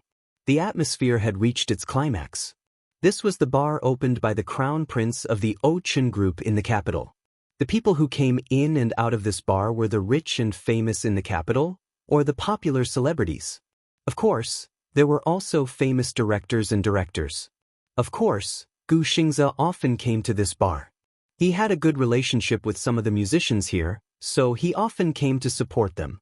However, he was not like the other young masters who liked to be lively. When he came here, he would often occupy a secluded booth, order a bottle of Hennessy, and enjoy the peace and quiet alone. There were plenty of second-generation rich and second-generation officials coming and going in and out of the imperial palace. Once night fell, the young masters and young ladies of the financial groups would gather here to pass the time. Instead of calling it a bar, it would be more appropriate to call it a bar hall of fame. At this moment, a popular rock singer was standing on the stage. His wild singing resounded as much as he wanted, and the strong rhythm of the music was carefree. In the VIP booth, a ding sound was heard as more than a dozen beer glasses collided with each other. Yeah. Cheers. A handsome man excitedly gulped down his drink. He had obviously drunk too much as his cheeks were flushed. A brown-haired beauty sitting next to him just took a sip and leaned on his shoulder. She waved her hands and said incoherently, "I can't take it anymore." Hee, the crowd made a tacit hiss. It seemed to be a bit disappointing, but it seemed that they didn't intend to let her go. They still pulled her to drink. Chapter 545. The slightly drunk brown-haired beauty was the daughter of the Yeyuan group. And the handsome man beside her was the big boss of this bar and the young master of the Ochen group, Su Liang. When Yun Shishir followed Gu Xingze into the bar, she was shocked by the deafening music and covered her ears. At this moment, the atmosphere was at its climax. She stared blankly at the people dancing to the music on the dance floor. Looking at their unrestrained appearance, she couldn't help but feel a little stunned. She rarely came to this kind of place. Although it wasn't as chaotic as she had imagined, she still couldn't get used to it. The crowd was crowded, the music was loud, and the voices were loud. Yun Shishir couldn't help but hold Gu Xingze's hand tightly in the crowded crowd. His hand was a little cold, but it gave her a great sense of security. Feeling her little hand, Gu Xingze lowered his head to look at the helpless person beside him. He got a message from her disgusted eyes. She couldn't get used to it. She didn't even like to come to bars. That's right, she looked like a quiet woman. She probably couldn't get used to this kind of place. Gu Xingze held her hand and raised his eyebrows. You don't like this place? What did you say? The bar was too noisy, so Yun Shishir couldn't hear clearly. She couldn't help but tiptoe to listen. Gu Xingze was tall and slender. Even when she stood on her tiptoes, she could only reach his shoulders. Yun Shishir was a little annoyed as she clung to his shoulders. Gu Xingze couldn't help but smile.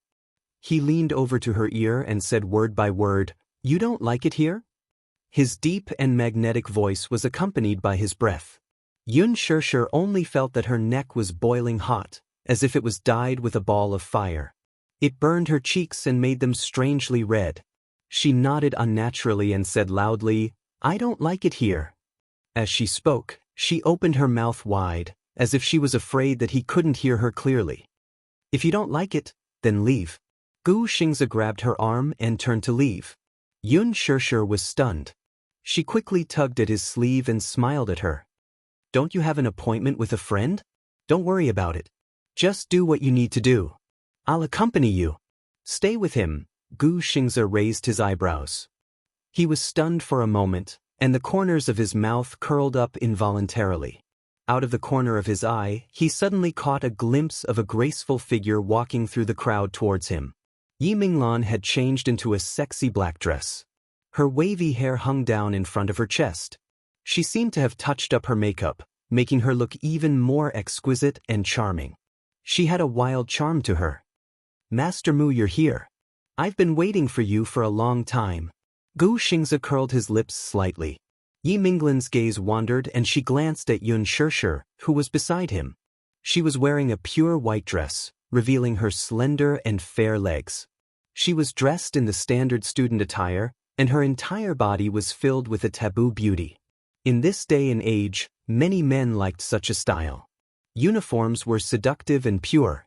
Yun Shishir had dressed up for the opening ceremony, so she looked youthful. Now, she was somewhat out of place in such an occasion. Yi Minglan suddenly felt that she looked familiar. She seemed to have seen her somewhere before, but she couldn't recall where. Chapter 546. Realizing that she was looking at her, Yun Shishir hid behind Gu Xingzi uneasily. She scanned her surroundings timidly, her little hands clutching his sleeves tightly and her lips curled into an unnatural arc. Yi Minglan smiled at her and greeted her with a friendly smile. "Hello. Do you still remember me? We met at the Western restaurant just now." Even though she didn't really like this girl, she was Gu Xingzi's female companion after all. Naturally, she didn't dare to show her any attitude. Yun Shishir shook her head blankly. Yi Minglan was a little embarrassed, but then she smiled naturally. "It's okay, we'll be done soon. Come Xingzi, come with me. Everyone's here and we're just waiting for you." Gu Xingzi nodded, lowered his head, and held Yun Shishir's hand. They followed the woman to the booth. Yi Minglan ran into the booth first and said excitedly, "Hee, I've invited a VIP today. Hurry up and give up your seat. Li Xingzi, sit over there. Give up your seat." Li Xingzi was a little unhappy. The seating arrangement was particular. It was Yi Minglan's birthday today, so naturally she would be the one sitting first. However, the other seats were arranged according to the person's status. The seat he was sitting in was naturally a good one. However, Yi Minglan actually wanted him to give up his seat, so he couldn't help but be a little surprised. In the capital, he was considered a big shot. Yet, she wanted him to give up his seat for someone else? Li Xingzi was a little unhappy. "Oh, who's the big shot that's coming? Who made great beauty Yi so excited that she's starting to chase people away?" Yi Minglan smiled sweetly. "You'll know when he's here." As soon as she finished speaking, Gu Xingzi held Yun Shishir's hand and walked slowly into the booth. When his face was revealed under the dim light, everyone present could not help but suck in a breath of cold air. Li Xingzi choked on a mouthful of smoke and coughed repeatedly. In front of her, the handsome man was wearing a dark red shirt. His every movement was gentlemanly, and his bearing was extraordinary. His facial features were as exquisite as the work of the gods. He had sharp eyebrows and a pair of enchanting phoenix eyes. His eyelashes were long and thick, concealing the charming light in his eyes. If Gu Xingzi was said to be an elegant gentleman in front of the camera, then he was unruly, calm, introverted, and cold and arrogant in front of the camera. When their gazes landed on the timid girl beside him, all the men present couldn't sit still any longer. Just how beautiful was this girl? They could not express it in words. Her hair was like refined clouds, her eyebrows were like willows, and she had a fair and clear oval-shaped face. Her willowy eyebrows were slightly furrowed, and her pair of almond-shaped eyes were bright and charming. She looked like a fairy from ancient times. However, at this moment, her dark red lips were tightly pursed, as if she was somewhat reserved. She was different from the other women who frequented the bars and wore sexy clothes. This young girl was wearing a student outfit that did not fit in with the atmosphere. She was so pure that it was as if water could be squeezed out of her. Even a bite would be sour. However, no man would be able to resist such a fatal temptation. Li Xingzi, however, was stunned. For a moment, he was also a little surprised. Chapter 547. It was such a pity when he thought about how this pure and innocent woman was already taken. How great would it be if he had met her? But why was this woman with Gu Xingzi now? Young Master Gu. This time, without Yi Minglan's urging, Li Xingzi consciously gave up his seat. As a person who frequented high society and was a true aristocrat in the capital, he could naturally recognize Gu Xingzi. It was because of his brother, Gu Jinglian. In the capital, even if they did not know the mayor, Gu Jinglian was a prominent figure and everyone knew who he was. There was no one in the Gu family in the capital who did not know Gu Jinglian. Li Qingzi had interacted with Gu Jinglian before. Therefore, even if it was for Gu Jinglian's sake, he still had to give him some face. Therefore, he enthusiastically extended his hand. Gu Xingzi expressionlessly glanced at him from the corner of his eye and also extended his hand. However, he only shook it briefly before retracting his hand. His cold attitude made Li Qingzi feel a little awkward. He coldly reprimanded him in his heart, but his face still showed an extremely flattering smile. Gu Xingzi held Yun Shishir's hand and sat down. Li Qingzi selfishly sat next to Yun Shishir. He looked at such a delicate person sitting next to him. Her exposed snow-white arm unintentionally brushed past his elbow. Just this alone was enough to make him feel a little uneasy. She was such a beautiful woman, and a small unintentional action from her was enough to stir his heart to the point that he couldn't sit still. The woman sitting next to Li Qingzi saw Gu Xingzi and couldn't help but feel a little moved. She was not a socialite in this circle. She was just a young model who had made a name for herself in the entertainment industry. She had never attended any high society events. With her status, naturally, she had never had the chance to meet Gu Xingzi in person. She only knew that Gu Xingzi had debuted for 10 years and no one could shake his heavenly king status. But for a celebrity to be able to make Li Qingzi give up his seat, she must have some background. Therefore, she quietly nudged Li Qingzi's elbow and whispered, "Young Master Li, this Gu Xingzi's background isn't simple. His brother is young Master Gu, a powerful figure." Master Gu? Which Master Gu? Li Qingzi was fully focused on Yun Shishir and had no time to pay attention to her. He only glanced at her impatiently. "How many young Master Gu are there in the capital?" "He's the young Master Gu I mentioned to you before, one of the 4 young masters of Beijing. I've only heard of the Gu family in Beijing. They have an incredible background." "That's right. Who else in the capital could make Yi Minglan respectfully address him as young Master Gu?" "Of course it's Gu Jinglian from the Gu family." The other man beside Li Qingzi turned pale with fright. "Ah? Master Gu's younger brother?" As she spoke, she lowered her voice again. "I thought he was just a celebrity. Looks like he's really young. Is he in his early 20s? Yi Minglan was seated next to them and naturally overheard their soft conversation. She snorted arrogantly and said, "If it wasn't for my sake today, I reckon that you wouldn't even have the right to sit and drink with him." Li Qingzi sighed but didn't refute her. In his heart, he acknowledged that Gu Jinglian was a powerful figure. Chapter 548. Li Qingzi suddenly looked at Yun Shishir with interest. His eyes lit up as he muttered, "Minglan, what's the name of the girl sitting beside him? If you can get her for me?" Yi Minglan rolled her eyes at him and snorted disdainfully. "Look at you. Are you interested in her? Don't think of being an old cow who chases young grass. Can you help me think of a way to get this woman? When the time comes, I'll give you the limited edition Hermes bag that you've taken a fancy to." "Who cares?" Yi Minglan pushed him angrily. Her lips curled into a mocking smile. "Enough. Keep on dreaming. How dare you have designs on Xingzi's partner? Are you tired of living?"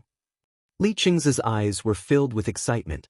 He said softly, "Isn't it just a woman? Is there a woman in the capital that I, Li Qingzi, can't handle? Hee, it seems like this girl is really sweet. Wasn't she with young Master Mu the last time? Most likely, young Master Mu played with her on a whim." Yi Minglan took a few more glances at Yun Shishir when Li Qingzi mentioned her. She immediately recognized that this girl was the one who had dined with young Master Mu the last time. No wonder she found her familiar. She was upset when she thought of how she had chased them out the last time. However, on second thought, this woman was with Gu Xingzi now. Perhaps young Master Mu was tired of her and wanted to use Gu Xingzi to climb up the social ladder? She was quite pitiful when she thought about it. She felt much better when she thought about it this way. Forget it. She's Gu Xingzi's female companion now, After all, I can't turn him down. Li Qingze furrowed his brows disapprovingly.